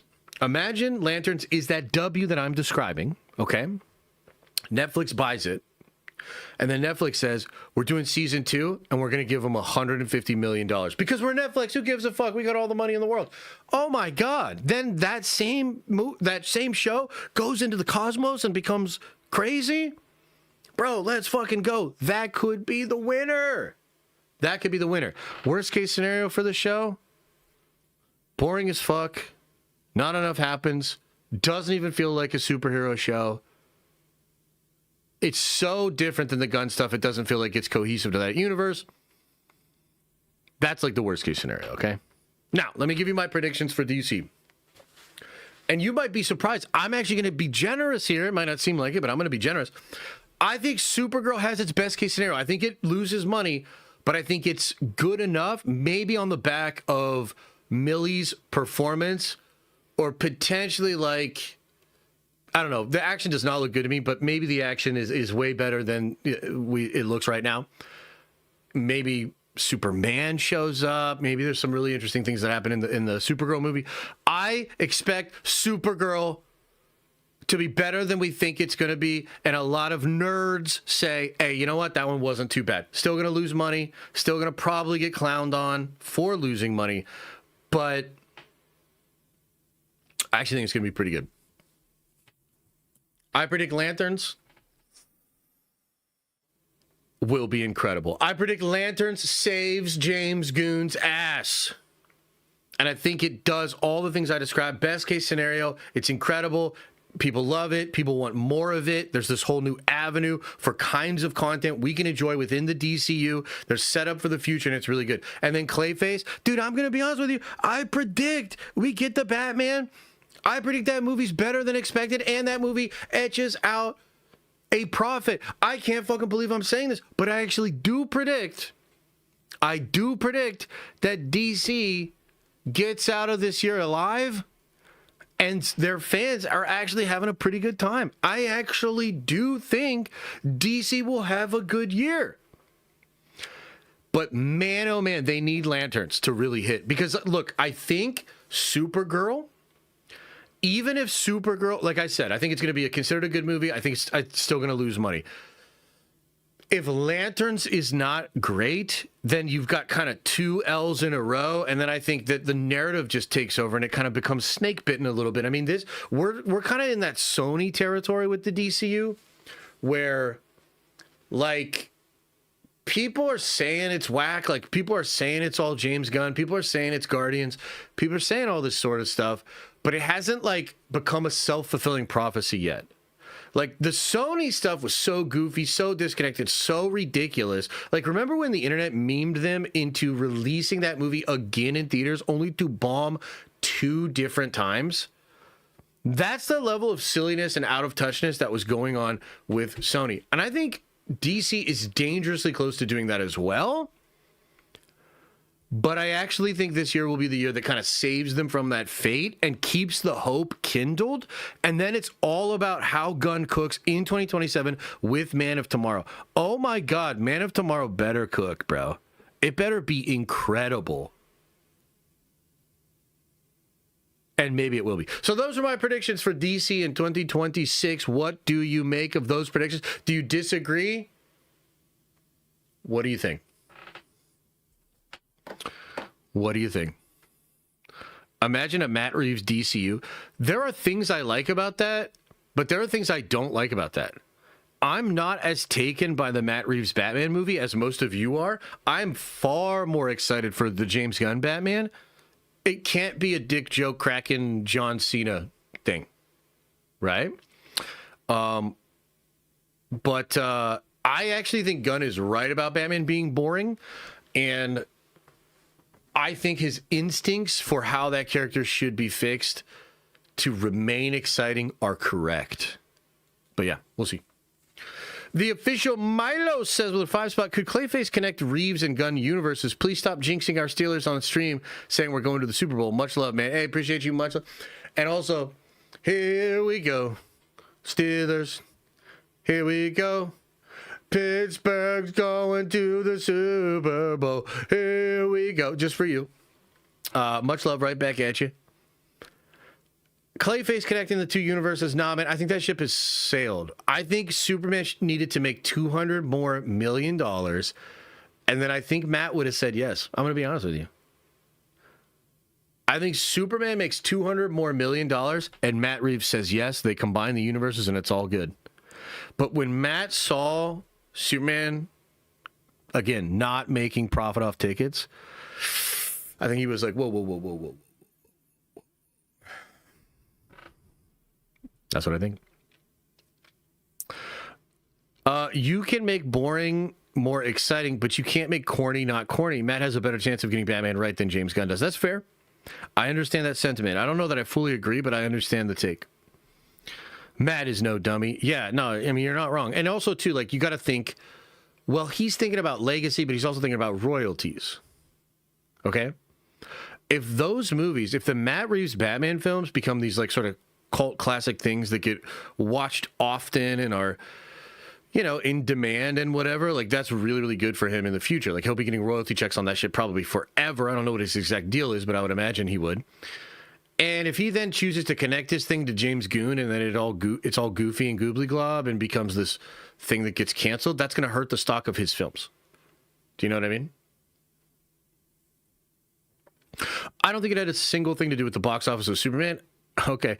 Matt Reeves is just an art house creative over wanting huge box office. He just has his own vision. Well, you're not wrong in the sense that that is ultimately probably the reason, but you're also kind of ignoring like years and years of reporting from the Adam B. Very thing that James Gunn got like super sensitive about. Like, I don't know if you noticed this, but like a lot of the reason, like when James claps at people online, including me, it's usually because somebody struck a nerve. It's usually because there's like a truth there. So Adam B. Very reported 3 years ago that Gunn was desperate to get Matt Reeves Batman. And then Gunn like fucking tags him on Twitter and like calls him out, says he needs news sources. Get the fuck out of here. You yourself admitted that you've been thinking about it 2 years later when sitting down on the Josh Horowitz podcast. And I know for sure why Josh Horowitz asked you that question, because I know for sure what Josh Horowitz knows about your gooner ass. But anyway, like, that's what he does. Like, he gets sensitive about things, gets triggered about things, and then he like claps back all crazy online. I mean, that's a very human thing to do, but you're ignoring years of reporting that Gunn wanted Reeves as Batman. I mean, why do you think the music for the Batman is in the Superman movie? Like, dude, trust me, he wanted this. And he's smart to want it. Duh. You know, that would have been huge. To this day, I think that's probably the most hyped thing that they could do. I still think that's probably the most hyped thing they could currently do with what they have and what they have available to them. It's the most hyped up thing they could do. So he was right to want it. And I think what I'm suggesting to you is that Matt was close. You know? But the box office just wasn't there. Because Gunn didn't have the ability to go to Matt and say, your shit's a smash hit, my shit's a smash hit. Together, we're smash hits. He didn't have the ability to say that because Superman was not a smash hit.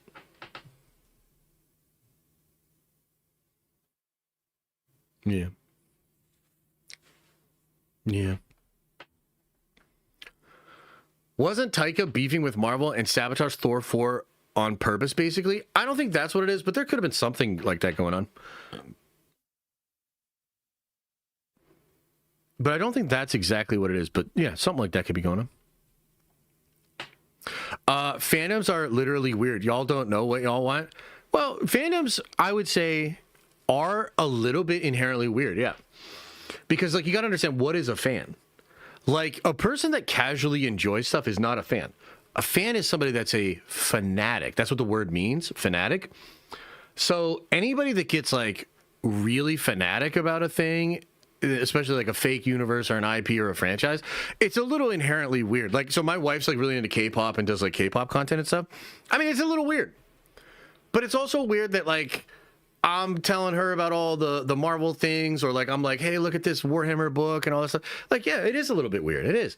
But dude, fuck that. Who gives a fuck? Life is weird, and it's about having fun, man. You know? So look, you're not wrong, but that's what we do here, god damn it. Our Discord is basically sun up to sundown, and really the whole goddamn day, of people arguing about every goddamn thing you can imagine with every franchise possible. And you know what that is? Beautiful. It's a beautiful thing. It's the spice of life. Peter Parker says, is it true that Hugh Jackman's Wolverine and Tobey Maguire's Spider-Man will be the main leads of Avengers Secret Wars? I don't think they'll be the main leads, no. I do think they will be leads in the film, though. Yeah. Yeah. What's her channel name? My wife loves K-pop? Oh, shit. So now I'm going to look like a bad husband.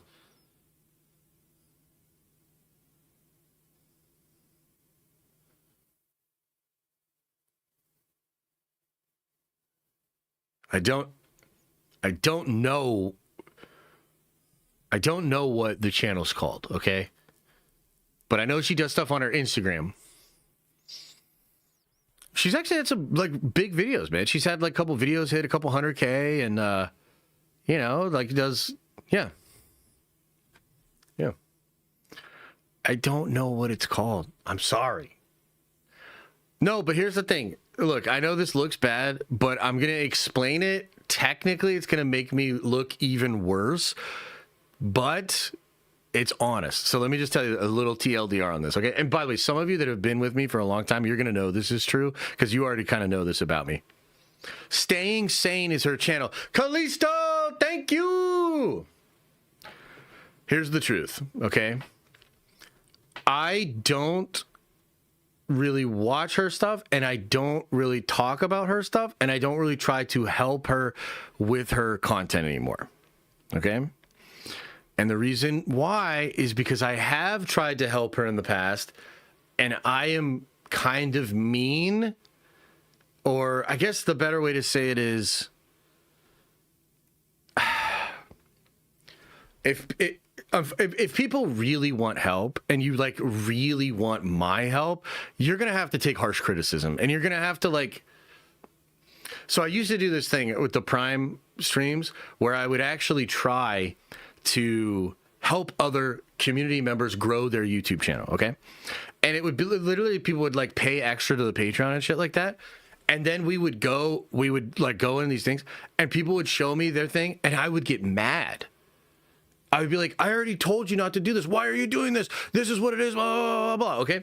And I had this moment of clarity where I realized I'm not a good, I'm really harsh on myself, which is I think part of why I've had success in content and YouTube and stuff like that. But I really don't have a good bedside manner or whatever. And so like I realized a long time ago that I can't be like happy-go-lucky performing Josh and we're all having a good time here and we're geeking out and stuff. And then I'm like legitimately getting mad at you because you don't remember what I told you about thumbnails. Like those are mixed match energies, right? Like, cause like you just need to think of me as like fun. We're having fun in here. You know what I mean? If you literally were like, oh dude, Josh is literally mad at me again. That wouldn't be good. Right?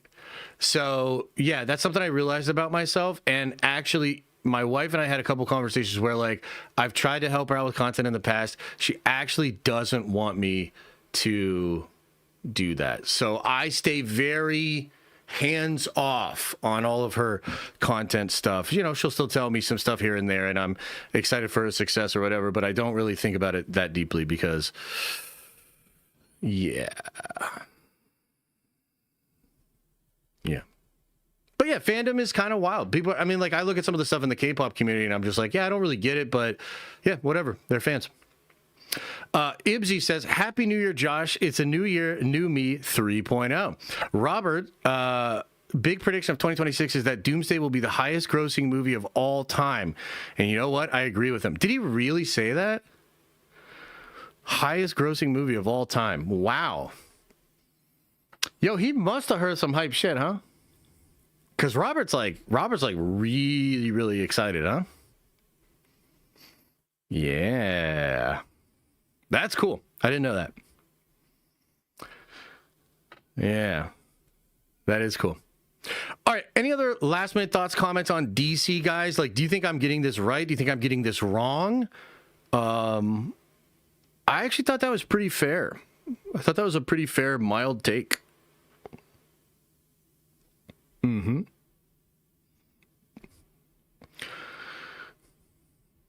I think they're going to get out okay. I don't think it's going to be a great year for them, but I think they're going to get out okay. Wrong! Oh, no, you think I'm wrong? What do you think I'm wrong about? Why don't you do polls anymore? I do polls. I still do polls. What the hell, man? There's literally a poll up right now. KK needs to save 40K. Jesus. Crazy because Rob was hating on it weeks ago. Hating on what? What was he hating on? What's going on? Where are our calls with Rob, though? I don't know. I feel like Rob's got stuff. I feel like Rob's got stuff going on. You know? Get on that poll. What the hell? What the hell? All right, that's good. That's good for the DC sake. We'll see what happens with DC. Okay? I hope it all works out. Or maybe they'll just restore the Snyderverse. We'll see. What the fuck? Campia also said he wouldn't be surprised if it's the highest grossing movie of all time. I'd be happy with like 1.5, 1.6 billion. You know what I mean?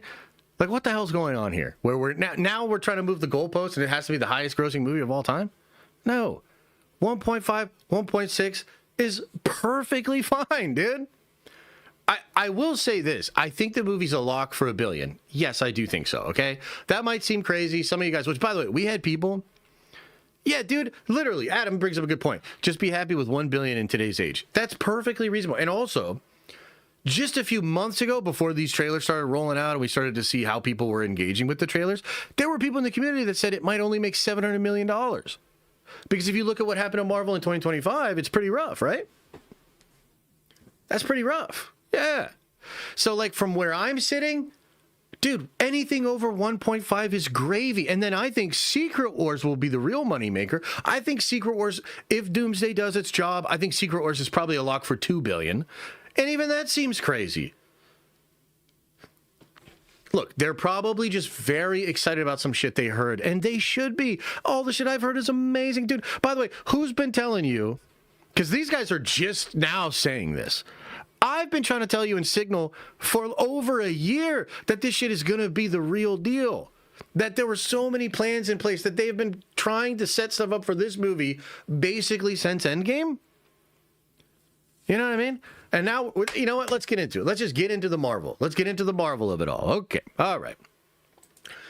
So let's discuss the predictions for Marvel Studios in this year, 2026. Now, chat, I'm going to be completely honest with you. If you're watching this on the Clips channel, chat's already got me all fired up, okay? Because they're talking about John Campea and Robert Meyer Burnett saying this thing's going to make $3 billion, Doomsday, okay? And maybe it will, but like, y'all got me real fired up. Let's take it back a little bit. Let's take a couple steps back. Let's walk through 2026. First of all, in just a couple of weeks, we've got Wonder Man. And I wonder, man, why'd they make that show? Okay, let's talk best case scenario, worst case scenario for Wonder Man. They're dropping this thing all at once, just like they did with Echo. And if it's anything like Echo, it's going to be bad. Echo was better than I thought until it had the worst finale I've ever seen. A finale so disrespectful, I was like, dude, it cannot possibly get worse than this. But then, you know, Secret Invasion exists, so maybe it can. Wonder Man, best case scenario. Couple of good episodes, better than you think, and man, maybe it actually does connect, and oh my god, it's setting something up and teasing something. Okay, that's the best case scenario. Worst case scenario for Wonder Woman, and this is where it gets kind of interesting. The worst case scenario for Wonder Man, did I say Wonder Woman? It would have been Wonder Woman if they had continued their Phase 4 shit. Okay, Wonder Man, worst case scenario, everybody's like, yo, the shit is as bad as we thought, but it's over. That's the worst case scenario. That's kind of a nice place to be at, Marvel. Like, you've kind of set the table in such a way that most fans, like, I'm going to be honest with you, I'm not even watching that shit. I am not watching Wonder Man. Like, you guys might say, like, oh, dude, you got to watch this one episode, and maybe if some really crazy shit happened, like, I've heard a rumor of a cameo that seems kind of cool, and if that actually happens, like, yeah, I'd probably watch the scenes with those characters, or with that character. But I'm not even watching that shit, dude. Like, seriously, I'm not watching it. So I'm hoping that within like 5 days or a week, the conversation about Wonder Man is over. And it will be. Because the real thing that's happening this year is the promotion of two absolutely monumental, incredibly large movies for Marvel Studios, one being Spider-Man Brand New Day, and the other one being Doomsday. You're going to get Doomsday promotion, Spider-Man promotion, and to be honest with you, they should probably drop Wonder Man, and within a few hours, drop the Spider-Man trailer to wash out the Wonder Man. That's basically what I think is going to happen. And maybe not in like that exact time frame, but something like that's going to happen. You're going to get Wonder Man dumped all at once. And then maybe that same week, you get massive promotion for Spider-Man. I'm telling you, that's going to happen. On top of that, you're going to get a lot of promotion throughout the year for Spider-Man and for Doomsday. And it's really about those two projects. Okay? And what are these two projects? Well, they just happen to be some of the most ambitious, most exciting, most hyped up projects of the last 5 years in general. I mean, Doomsday is a movie, and I know it might seem like I'm, I don't know, talking crap a little bit on Doomsday because I don't think it's a lock for $3 billion like John Campea or whatever. But make no mistake, I'm very excited about the quality of the movie. I'm just speaking more to like movies and the industry and everything. Like, I just don't think you can make statements like that, even if it is what I think it's going to be, which is really fucking cool, right? But Doomsday is that movie. Don't get it twisted. Doomsday is that film. It is basically the answer to all of their problems in a singular film. It will have all the hype, all the fan service, all the OGs, all the nostalgia, and frankly, all the humanized, complex story beats that Marvel Studios overall has been desperately missing. It is that film. It is that film. Okay? And the promotion for that film will carry us through this year. Frankly, since this movie was announced, when Downey came out 2 years ago in the summer, it saved Marvel. Most of the discourse that I have had, that most of the fans have had, is actually wasn't related to Captain America goobly glob bullshit movie. It wasn't related to the Thunderbolts New Avengers of C+ characters in Sentry. It wasn't even the crazy version of Fantastic Four with Galactus who walks around and doesn't do anything. Most of the discourse, most of the hype, most of the excitement for the entire Marvel community has been surrounding Robert Downey Jr.'s return, the Doomsday film, and the promise of Secret Wars. That's what it's been for 3 years, and especially the last 2 years after Downey was announced. That's what it is. And I actually tried to explain this to people. Like, I even talking to my old manager about this, and I was like, dude, like, the shows and the movies aren't it. That's not even what motherfuckers care about anymore. It's all about this thing. It's all about this event thing. And that's what it is. So really in 2026, it's all about the promo, the excitement, the hype, and the build-up towards Doomsday. There will also be an incredible amount of excitement and hype for Spider-Man. The Spider-Man movie, at face value, has Hulk, Punisher, Spider-Man. It has an incredible director. It has...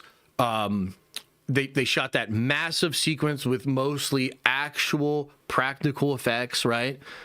It has all of that. And it also has the sort of rumors of this thing is that it's basically the Doomsday for Tom Holland. Like, this is becoming more and more clear. Tom Holland is not in Doomsday. Tom Holland is in Brand New Day, and Brand New Day is Tom Holland's individual adventure that's going to take him into Secret Wars with... probably Jean Grey. And I know there's a lot of confusion about this. People still don't believe it. Sadie Sink is Jean Grey. And yes, they're setting up the new X-Men and Damage Control and potentially the new Sentinels in Spider-Man Brand New Day. That is happening. Okay? So, I mean, that movie, dude, like, there's some people out there that are more excited for that movie than Doomsday. They're crazy, but there are people out there that are like that. And the fact that the X-Men are going to be in it, I think, is going to be really, really hyped up. And I think that'll probably get revealed eventually. Maybe they'll keep that as a secret the entire time. I'm not sure. But yeah, Brand New Day is going to be hyped as hell. Very, very exciting. And then you're going to get Doomsday. The other thing that people are not, like, I don't know, maybe people are realizing this, maybe they're not. Secret Wars starts filming this summer. Maybe even early summer. So they'll probably go from additional photography for Doomsday right into Secret War shooting. Maybe there'll be a little delay because they might have to build sets and shit like that, right? But essentially, they're going to get right to it. They're going to film for most of this year for Secret Wars and do additional photography probably early next year and then get that thing ready. But what that means is we will get a lot of info, leaks, rumors, and reports about what Secret Wars is. So we'll have some idea of what Secret Wars is before we even get into Doomsday. And then Doomsday will answer some questions, set things up, and we'll get really, really excited. So that is actually going to carry most of the year for Marvel Studios. There's the possibility of X-Men 97 Season 2, which I think would be very good. Friendly Neighborhood Spider-Man Season 2 is also a potential drop this year.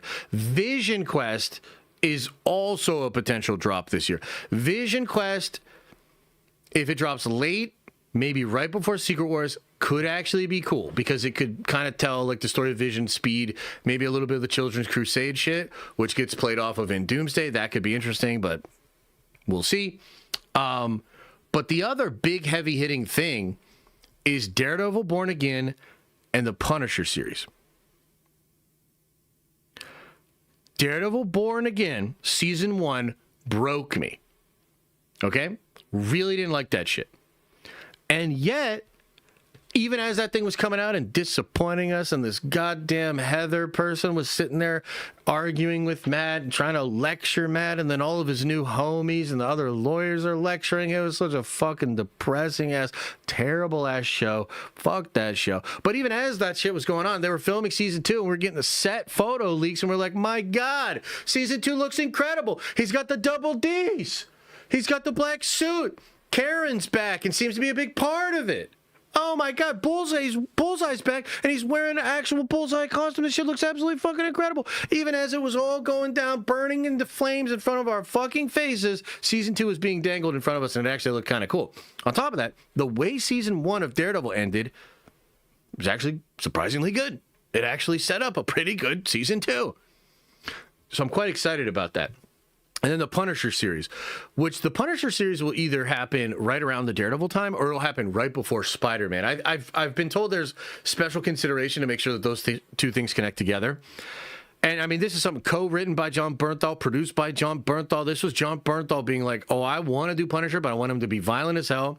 Mama Nucci and that crazy-ass storyline with the Nucci family and all that bizarre Garth Ennis stuff is apparently being adapted. I mean, you're talking about some of the most violent, dark stuff that Garth Ennis ever wrote, and it is in a Punisher book, so pretty interested to see that. And then this show then leaves Frank Castle in a position where when we meet him in Spider-Man, it'll make more sense. Okay? So, dude, I gotta tell you, this is an incredible lineup. Wonder Man, let's set it aside. It's technically supposed to come out last year. It just got delayed into this year. Doesn't even count. I'm not watching it anyway. Then we've got Daredevil Born Again. Best case scenario for that, it's what season 1 should have been. It's absolutely incredible, fixes all the problems, makes me happy again and excited for more. Worst case scenario, it's over and I don't want to ever see Daredevil again, ever. I want to be like Daredevil about Daredevil. Like, take my eyes kind of thing. You know what I mean? So that's the worst case scenario for that. Punisher series, similar thing. Spider-Man, I mean, I think the worst case scenario for Spider-Man is it doesn't make $1 billion. And people think it was a little messy. Like, people will be like, yeah, that was kind of a messy one. You know, Punisher, Hulk, Jean Grey thing, damage control, all this crazy stuff. Didn't really work for me, a little all over the place. And it doesn't make $1 billion. Best case scenario, that thing shocks the world, makes like 1.5. And we're all like, God damn, dude, Marvel's back. Doomsday. I think the worst case scenario is it makes less than 1.5.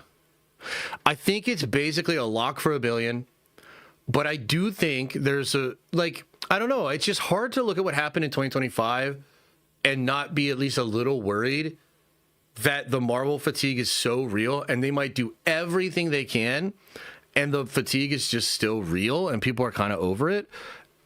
But there's still plenty enough people to like, you know, you get kind of like a Multiverse of Madness effect, but just a little bit more because Downey's back.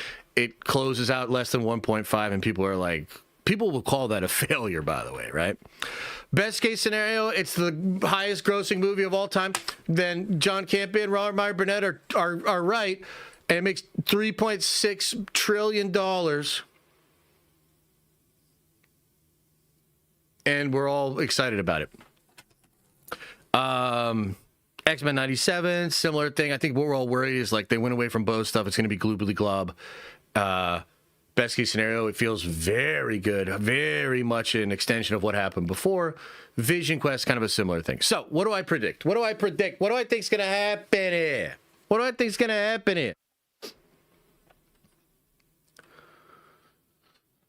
Wonder Man, better than expected. Daredevil, we're back. Punisher special, one of the coolest fucking things I've ever seen, and so violent that I won't be as mad about maybe PG-13 Punisher and Spider-Man. Spider-Man, the best Spider-Man movie ever made. That's my fucking prediction. You want to know my prediction for Spider-Man? The best Spider-Man movie ever made. $1.5 plus billion. My prediction for Doomsday, just under $2 billion. Just under $2 billion. But Doomsday will be considered an achievement of monumental proportion, and that will set up Secret Wars to be the biggest movie of all time. That's what I predict. Yeah. Yeah, so, I mean, I basically think Marvel's going to have a pretty good fucking year, dude. I think Marvel's going to have a pretty good fucking year. That's what I think. Chat, thoughts, comments, questions, concerns. You think yes, you think no? I hope so, man. I don't know, though, because No Way Home didn't hit as hard for me as I thought it would. Yeah, that's fair. That's kind of why, like, I think Secret Wars is going to be the big one. I think Doomsday will still have a little bit of the stigma and might prevent some people from going out.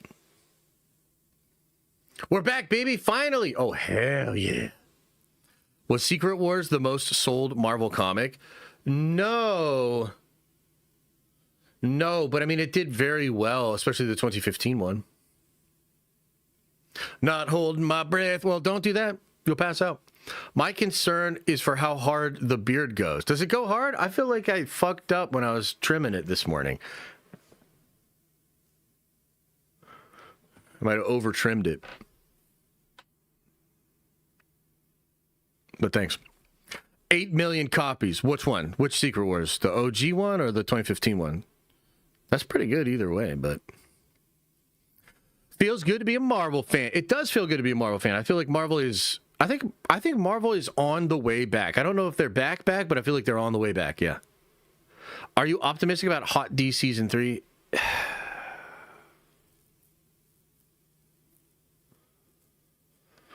Cautiously optimistic. I hope that they are taking the criticism of Season 2 to heart. Because it was pretty goobly glob. Like, I remember we watched it, and I would complain a little bit more than a lot of you guys. And I think by the end of the season, though, we all kind of saw the lacking.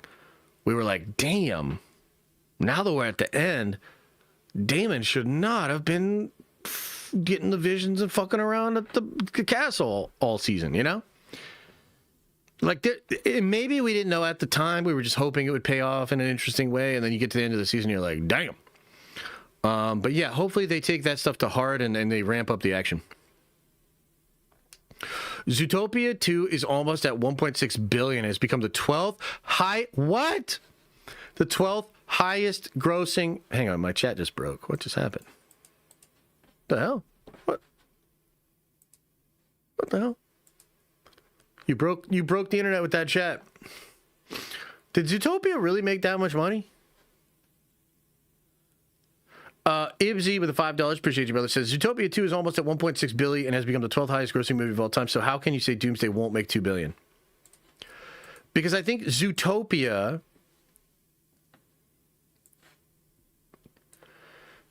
Look, Zootopia's first movie was very successful from what I understand.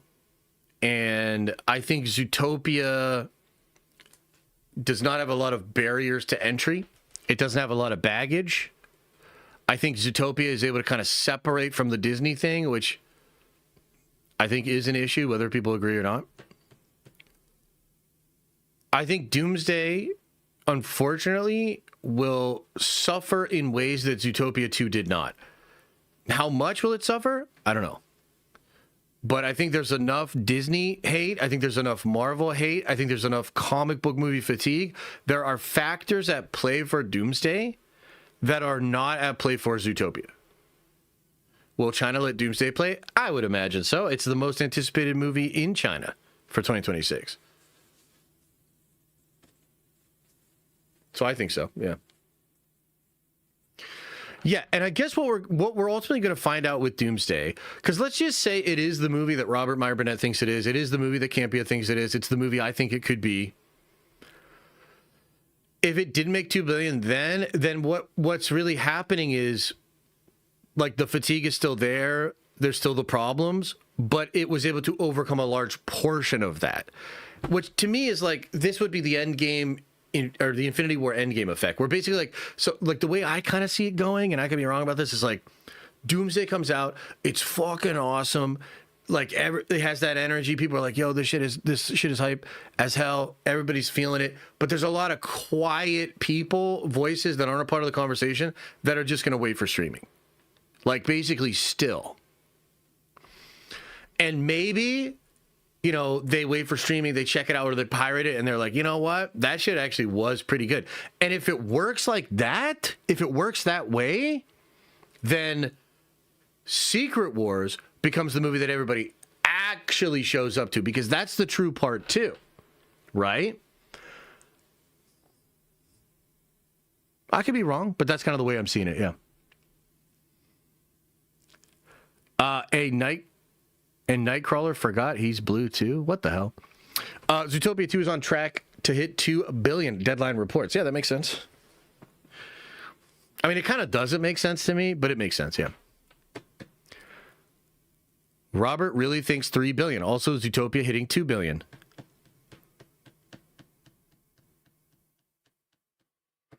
$3 billion is just crazy, dude. Are there any MCU projects scheduled to come out between Doomsday and Secret Wars currently? I think there are maybe some shows. There's no movie that we know of. Yeah. She said blue on my night till I crawl her. What? Josh, leak something that's not out yet for Doomsday, please.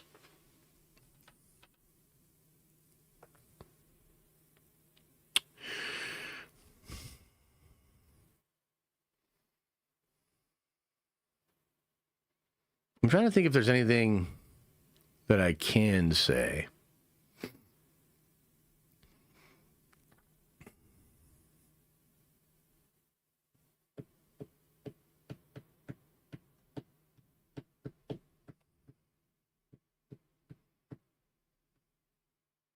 I don't know nothing. I don't know nothing. They would need every PLF for the entire run to hit 3 billion. What is a PLF? What the fuck is a PLF? Yeah. When that first official trailer drops, it'll be even more hype than the teasers. That's true. Yeah. Premium large format. Oh, sorry, bro. Didn't know your acronyms for your dying ass industry.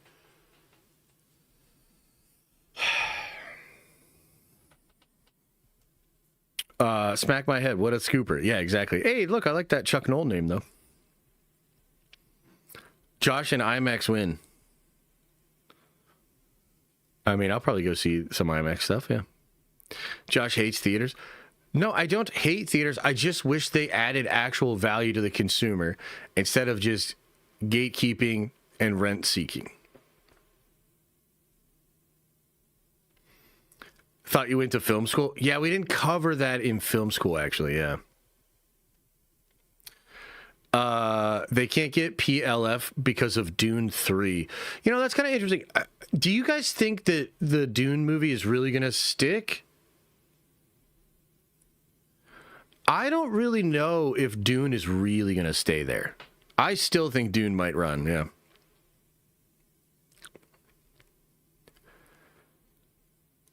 Yeah. The Dune snooze. I like the Dune movies. Josh should play J. Jonah in the MC reset. That'd be kind of fun. Yeah. Yeah, that'd be kind of fun. Dune 3 is going to be epic? I think so, too. I think Dune 3 is going to be incredible. Yeah, I just don't know. I don't know that it actually wants to compete with Doomsday. Maybe they should go listen to what Campy and Robert My Burnett are saying, and then maybe they'll actually move. X-Men 97? Yeah, I think X-Men 97 Season 2, it's supposed to drop this year. I expect it to be really good. I think they're going to keep a lot of Bo's stuff, and I hope they do. I think the Dune hype has dropped off some. I don't know. I think Dune's in a pretty good spot, man. That show did better than I think people expected it to do.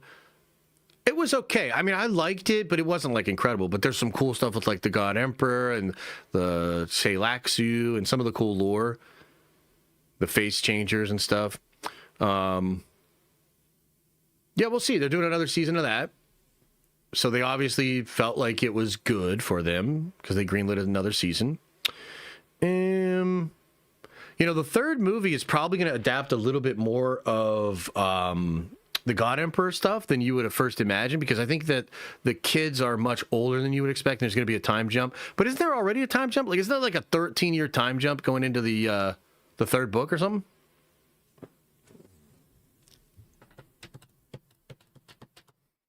Who's going to be Iron Man, for God's sake? I'm not sure, man, but I think we're going to really like the new Iron Man.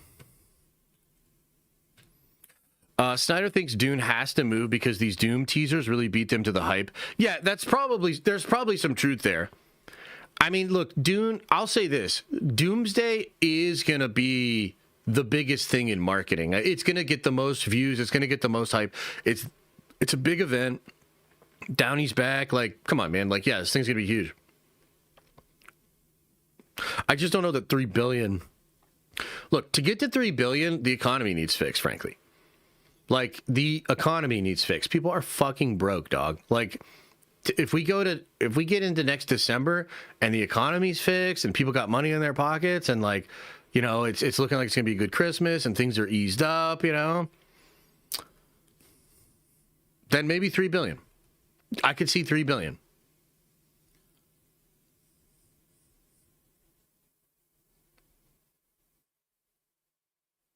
Yes. I can't see Dune because I need to buy more Warhammer. Yeah, I need to buy more Warhammer too. Okay, let's finish up this segment here and then let's talk about some of the other stuff and then we'll get out of here, okay?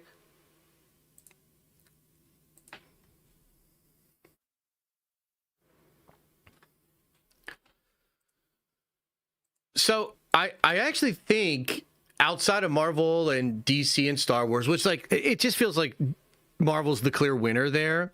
DC is, I think, the clear second place, and I think DC is going to make it out of this year in a sort of respectable fashion. Maybe not beat the allegations, but if Lanterns is really good and very not gun, I think it does a lot to help that universe make it into the next year, and then it's all about that crossover movie Man of Tomorrow, right? Star Wars is probably boned. Just what it is. I'll get to your super in just a second here, Ryan App. I apologize. Let me yap now that we're into the segment, okay? But, like, beyond all of those big franchises and big things going on, guys, we're going to eat so good in 2026. We've got Invincible Season 4. My God, I'm so excited for Invincible Season 4. This is really when it starts to ramp up. In the comic itself, this is when it ramps up, but there's also this new story that's never been in the comics with Daemon Darkblood and maybe Conquest being possessed by fucking demons or some shit. Like, there's some crazy stuff going on there. And on top of that, this is the part in the comic where shit really pops off. We're about to get to, like, the actual Viltrumite War and all that, right? So Invincible Season 4 is just, I think it's going to be so fucking cool. I'm so excited for that. The Invincible fighting game is really fun. I'm going to get that. I'm going to play the shit out of that. The Boys. The finale of The Boys. Dude, I think The Boys is going to be incredible. I think The Boys is going to crush on Nielsen, dude. I think it's going to have huge viewership, especially that finale. Wow. I really think we're in for a treat with The Boys. I think it's going to have a really cool ending. And then probably set up a spinoff, right? And we'll see how that can persist, because Gen V, the second season of Gen V really didn't perform well. I don't even know if they're doing another one. If they are, they need to figure something out, because it's just like it's not doing it. But yeah, those two are really good. You got House of the Dragon Season 3. I think you got, the Hedge Knight, John, coming as well. So that could be really cool. A sleeper hit that I think is going to be so good is the Spider Noir show with Nicolas Cage playing not Peter Parker, but Ben Parker. And this is going to be Lord and Miller produced.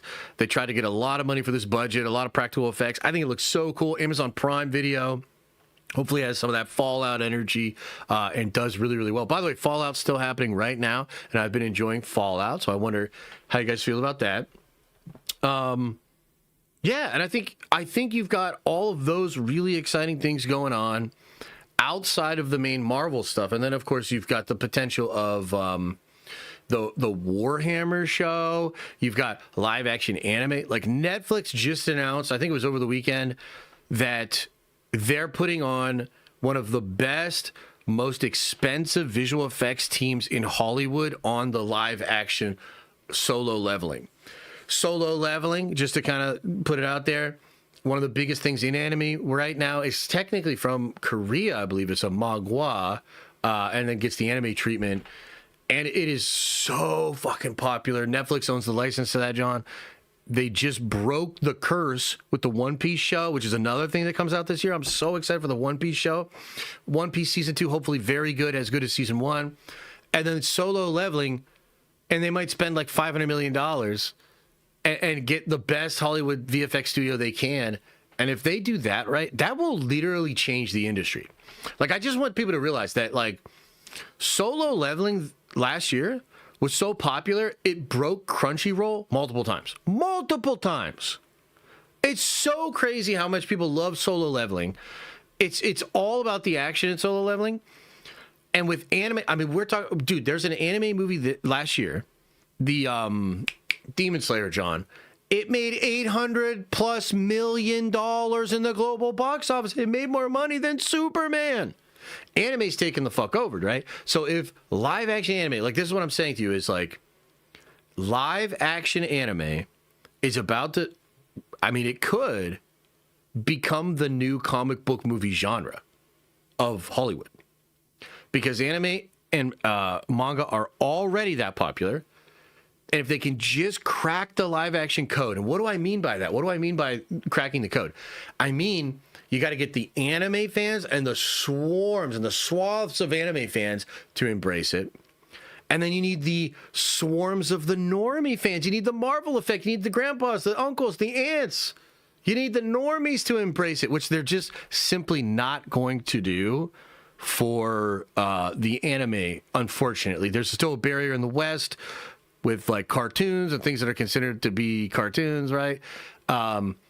So what I'm saying is like the reason I think Netflix is spending this money and getting this VFX studio is because they realize if they can be first to the punch and combine those two audiences, they are off to the fucking races, and they could change Hollywood with that. It could literally be the next big thing, right?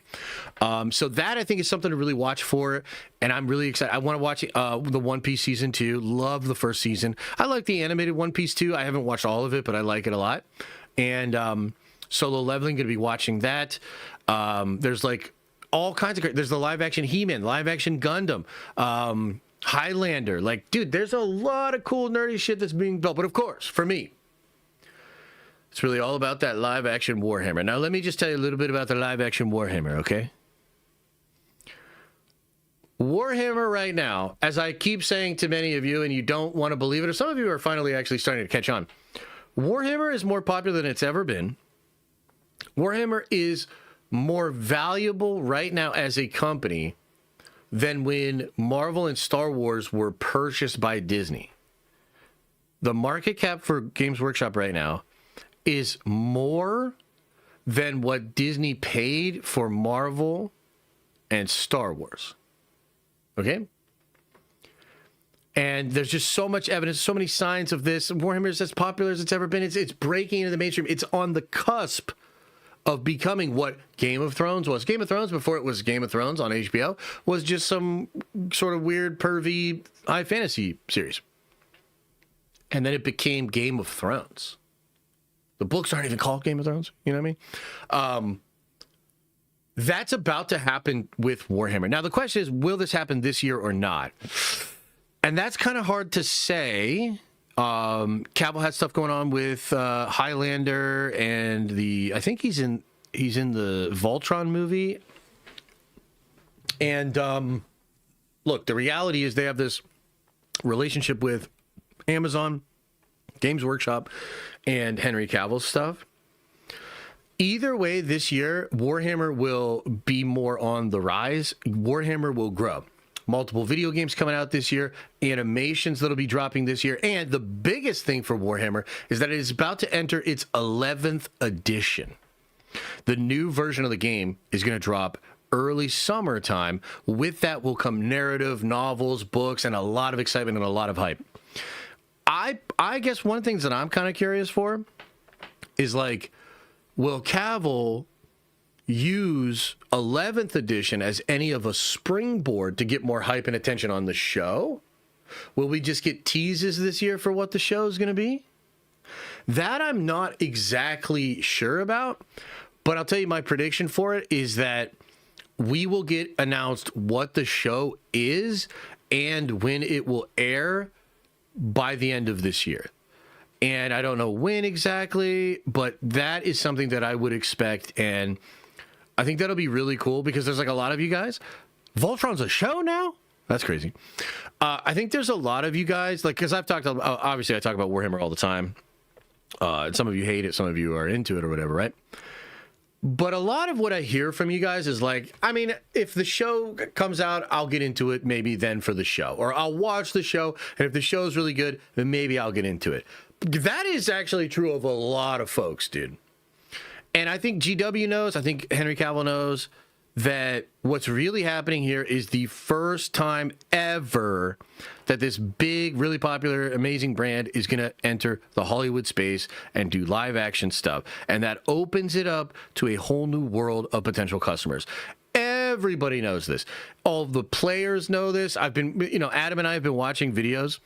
And a lot of the energy within that hardcore community is they're all like, oh my God, the live action show is going to bring so many people into the hobby and they're going to nerf it. They're going to water it down. It's going to be all these tourists and normies. And a lot of them are super butthurt about it. I'm on the other side of that where I'm actually really excited for Warhammer to get that popular because I want to go into like Hot Topic or Box Lunch and there to be Warhammer shit. You know what I mean? I want Warhammer to be like when I do these predictions next year, it's maybe we don't even do Star Wars and we just do Warhammer. I think Warhammer has the ability to be that. And that I don't know if these other people agree with or not, but it has the opportunity. That is what the live action show will be. It's that opportunity. And so, yeah, that's what I think is going to happen. So, dude, like overall, this will be the year that Marvel gets back on track and solidifies itself as the big dog. Okay? But also, a lot of other shows are going to really do well. And a lot of these other nerdy things are going to... I think we're basically living in a sort of nerd renaissance. The last couple of years have been rough, dog. And frankly, since Endgame, it's kind of been rough. A few bright spots here and there. But, I mean, Invincible Season 2, The Boys is kind of sloppy. Gen V's not all that great. Some of this stuff is starting to feel derivative. There's a lot of talk of, like, hey, Cape shit's on the way out. It's going to be the video game stuff, which is a whole nother thing, and we'll watch that space too, because I think it's cool. But I think this is the year that the comic book genre reasserts itself. It establishes that this thing is not going away, but it has to now change. It has to be high spectacle, or it has to have an edge to it. I think the sort of older Marvel style is maybe out of fashion, and I think it needs an edge. So I think that's part of what's going to happen, and that's going to happen through the mainstream and Marvel mostly. DC maybe a little bit, especially if Lanterns is good. And then you're going to have, like, Invincible is going to be a gem, dude. Spider Noir is going to be a gem and show us a new way to do this stuff. The Boys is going to be awesome and be like, wow, that's very different than Marvel, and it's very cool. And then I think also then you get the other things, your Dunes, your Warhammer, maybe some like the Mass Effect show, maybe the Gears of War show. There's so many cool nerdy things coming out. I predict 2026 will be the year where the nerdy space just goes crazy. And I think it's going to be one of the best years ever for us nerds and for the den of nerds. And I truly, truly think that. So that's kind of my predictions for all the stuff outside of like Marvel, DC, and Star Wars. What are your thoughts, questions, comments? What do you think? 007 game? Yeah, that game's going to be dope, dude. Game looks good. It does. Will the Warhammer show come out 2029? I predict it'll come out before 2029, but I mean, it might be 2028. What happened to Rebel Moon? What is this Rebel Moon? I've never heard of it, but it sounds cool. Rebel Moon, huh? What a cool name. We need a Goonies remake. What the hell? Rebel Moon is Warhammer? What? LOL? I'm excited for Lego Batman. Oh, that's cool. Whenever you talk about Warhammer, I just think about Cat Williams. Your allegiance to losers is not like you. Dude, I was actually just talking to my buddy about Cat Williams the other day. I forget the context. It was like some other rapper was like in trouble or something, and we were like, damn, Cat Williams was right. But anyway, no, you're wrong, dog. Shit. The Winter Shoulder says, would Disney take a page from Lucas and recut The Last Jedi, Rise of Skywalker to address the issues, add new footage, hype up post Return of the Jedi trilogy? I doubt it, but maybe they could do a Clone Wars and do a show that fills out Luke and Ben a bit more. That could be cool. And I would still fuck with that despite everything, but it would have to be really good. You saw that the Sheet guy died last week, right? Yeah, I did hear that. That's sad, yeah. You getting in on Fallout? The show is great. The show is phenomenal, man. I really like Fallout.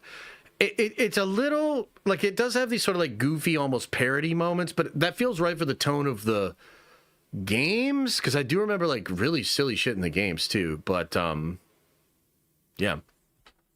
Original Star Wars returning to theaters. Yeah, I think that's in 2027 for the 50th anniversary.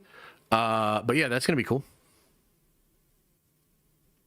Yeah, very campy, huh? Tyler Perry got in trouble and Kat called him on his shit too.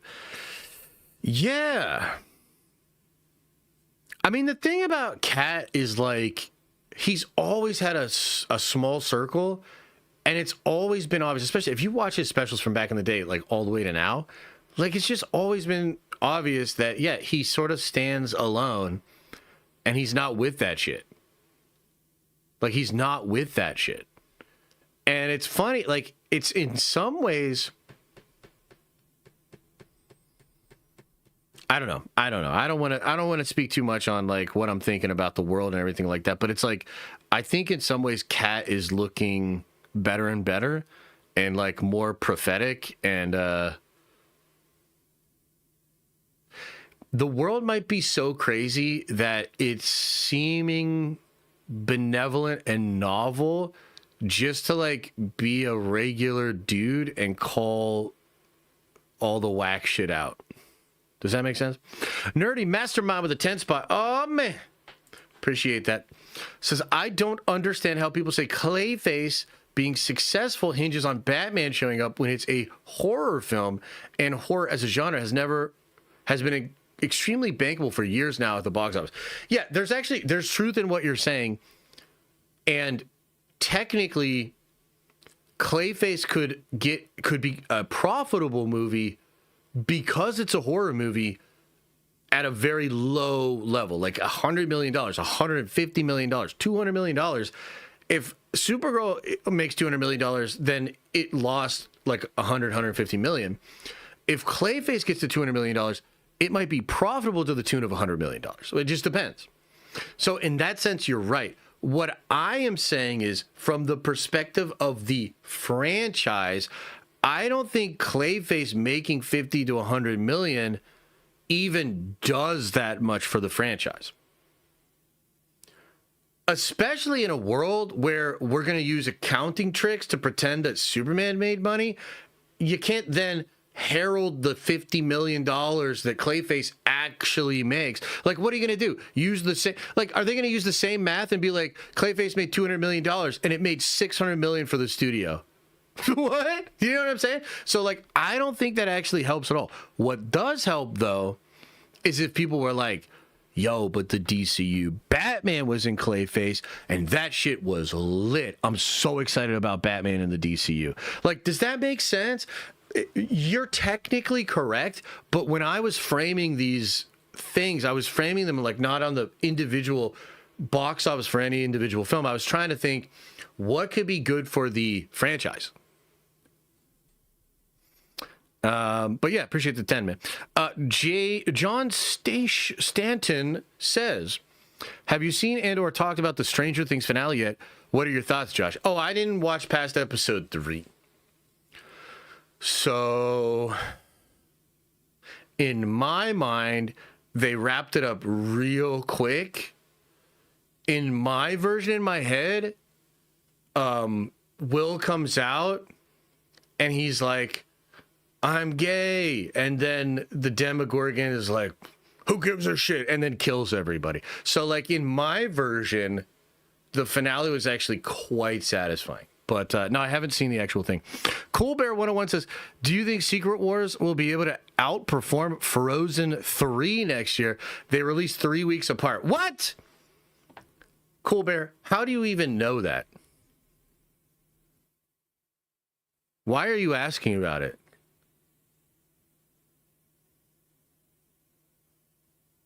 Do you know that I got a Elsa and what's-her-face cardboard cutout? Are you in the walls, Cool Bear?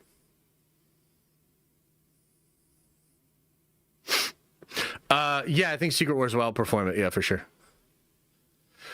PQ4149 with a $75 super chat. That's very generous, man. Thank you very much.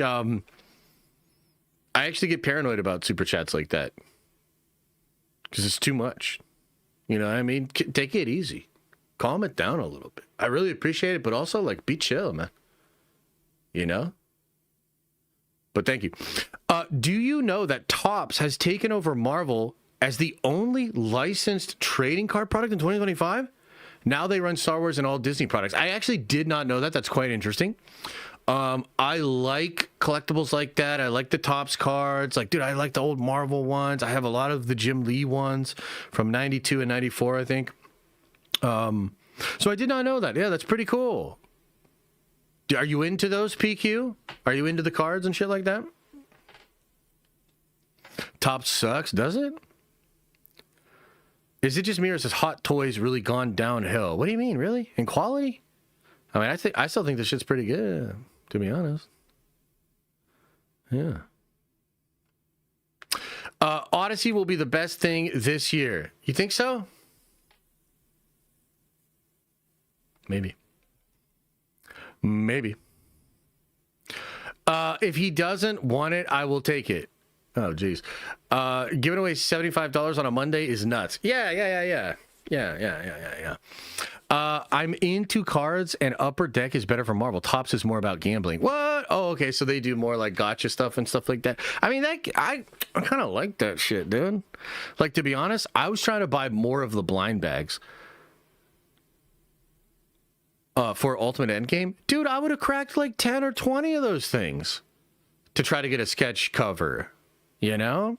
And some people think that's all like shady and it's like, oh, it's just like a gambling thing or a gotcha thing or whatever. And it's like, I mean, there's some truth in that, but also like, I want the hit. I want the dopamine hit. But then like, dude, if you get an actual hit in the card, it's great.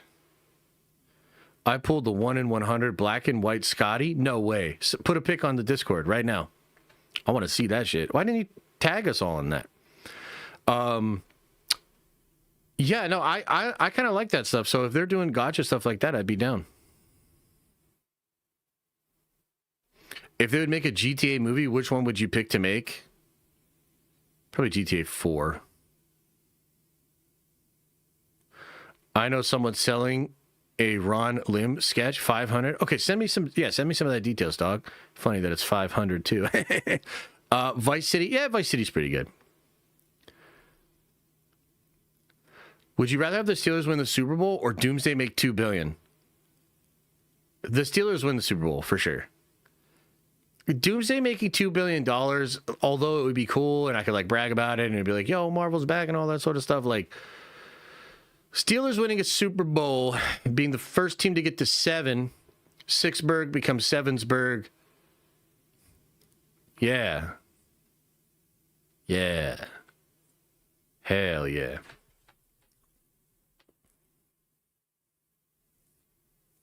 Penn Badgley as the new Tony Stark is not bad, actually. That could be interesting. C-Dub says, what are your most anticipated movies for 2026? Mine are Cliff Booth, Madden, Mando, Project Hail Mary, Spider-Man 4, Odyssey, Dune, and Doomsday. I'd probably go Doomsday, maybe Dune 3, then Spider-Man, then Odyssey, then Madden. I don't really know what other movies are out there, but like Mando Grogu way down. Mando Grogu way down, dog. Way down. I met a couple from Pittsburgh and Chicago last week, and they said there's nothing back home except the Steelers. I don't know what that means, but yes. NFL Madden has a movie coming out. Brother, Nick Cage is playing John Madden. You didn't see that? You didn't see the trailer? Are you kidding me? Nick fucking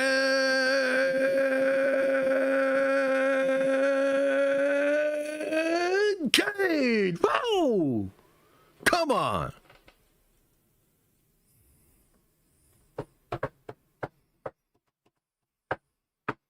Yeah, I'm a Cage head, man. I'm a Cage head. Zelda? Yeah, it's gonna be cool, man. They better not make Zelda into a girl, man. All this woke nonsense, you know? You still on Ark? Yeah. I mean, I kind of had a busier weekend than I maybe thought I would, but I'm hoping to play some Ark tonight. Yeah. HZ6274 says, hey, man, not sure if you saw it yet, but you got to check out the Star Wars Genesis game. That shit cooks. Is this the mod for Starfield? Is that what that is? I heard it was cool, dude. People said it was good. Zelda is a girl. I know. It's a joke. God. Add me, bro. I'm friendly. Don't shoot. Don't shoot, Raider. Is Nick Cage in Doomsday? I don't know, but maybe. Watch Leaving Las Vegas? Oh, yeah, I've seen it. Tough ending scene. That ending scene is tough, man. I'm getting Arc Raiders today or tomorrow. Brother, it is so fun. It is so fun. Yeah. And cue the people who don't get the joke. Yeah, that's true. Yeah, that's fair. Gaming stream win? I don't know, dude. I feel like I do a lot of streaming. Maybe I just game a little for me. But we'll probably do some Warhammer gaming streams this year.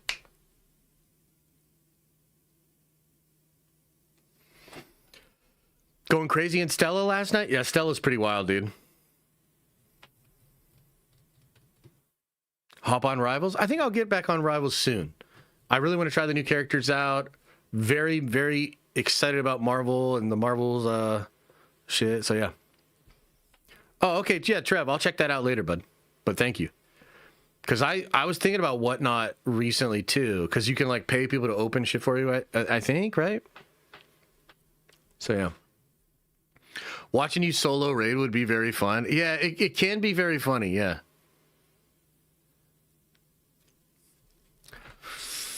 Ooh, that Wolverine game's gonna be great. 1v1 you in Tetris? Dude, I don't know. I mean, I think I do all right, but I don't think I'm like a pro at Texas or anything like that, so. Or Tetris, rather. Oh, yeah? Selling Zippo lighters on Whatnot? That's cool, man. Hell yeah, Tony, my man. Cyber Akuma. Hell yeah. All right. So that's a pretty good Monday stream. Again, no stream tomorrow. I am carving out the day for Unity. Not only do I want to make the update, but I actually want to work on Unity. And I'll explain more of how we're going to handle Unity in 2026. I'm going to try to dedicate one day a week. That's all for Unity. And I should be able to get the book done in the first half of the year, get stuff all printed and figured out, and have it all shipped by the end of the year. That's my big goal.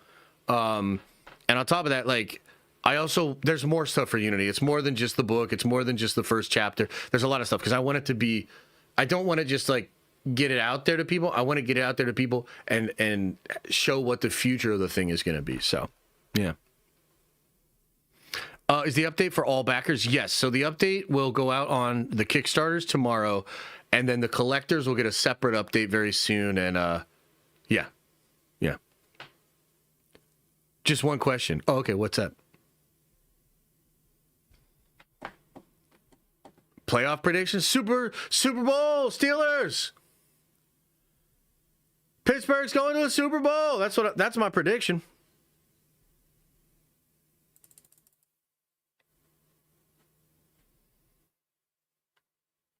That's my prediction.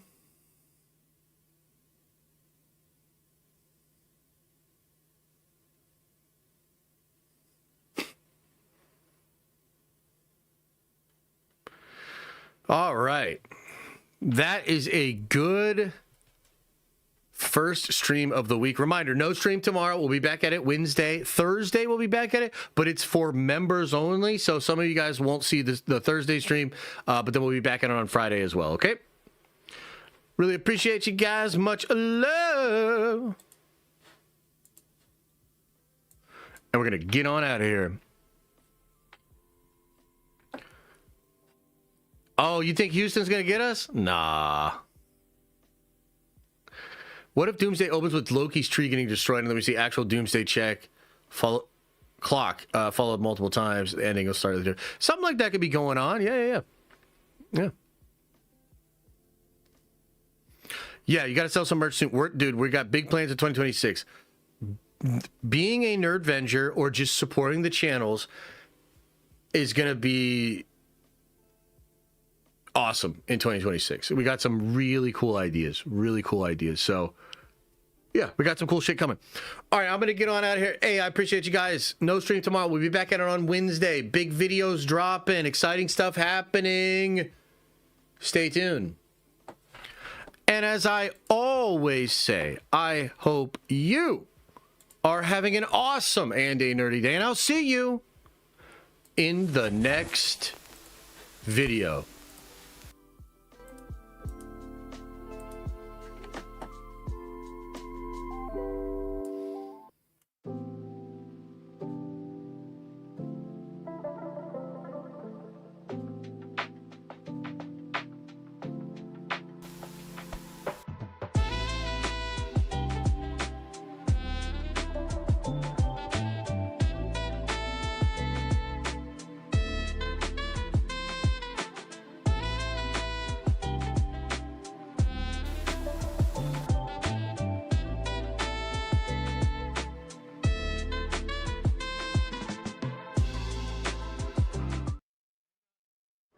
Hang on a second. I saw Cyan say that I missed his chat. He says, what do you think will be the Doomsday equivalent to Infinity War's ending? Absolutely loving the Doomsday content recently, and you are killing it, bro. Thank you, man. The ending will be all the characters dying. Essentially, the three worlds will collide in the final incursion, and all the multiversal Avengers will lose against Doom, and everyone will die, and then Doom smashes it all together and creates Battleworld. There you go.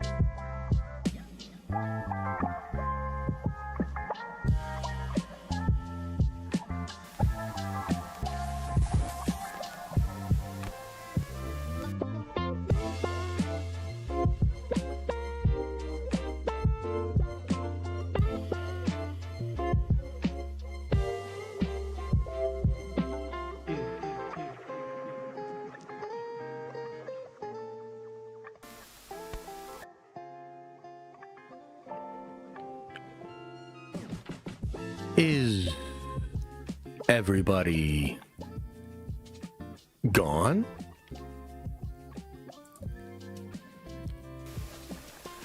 Did everybody leave?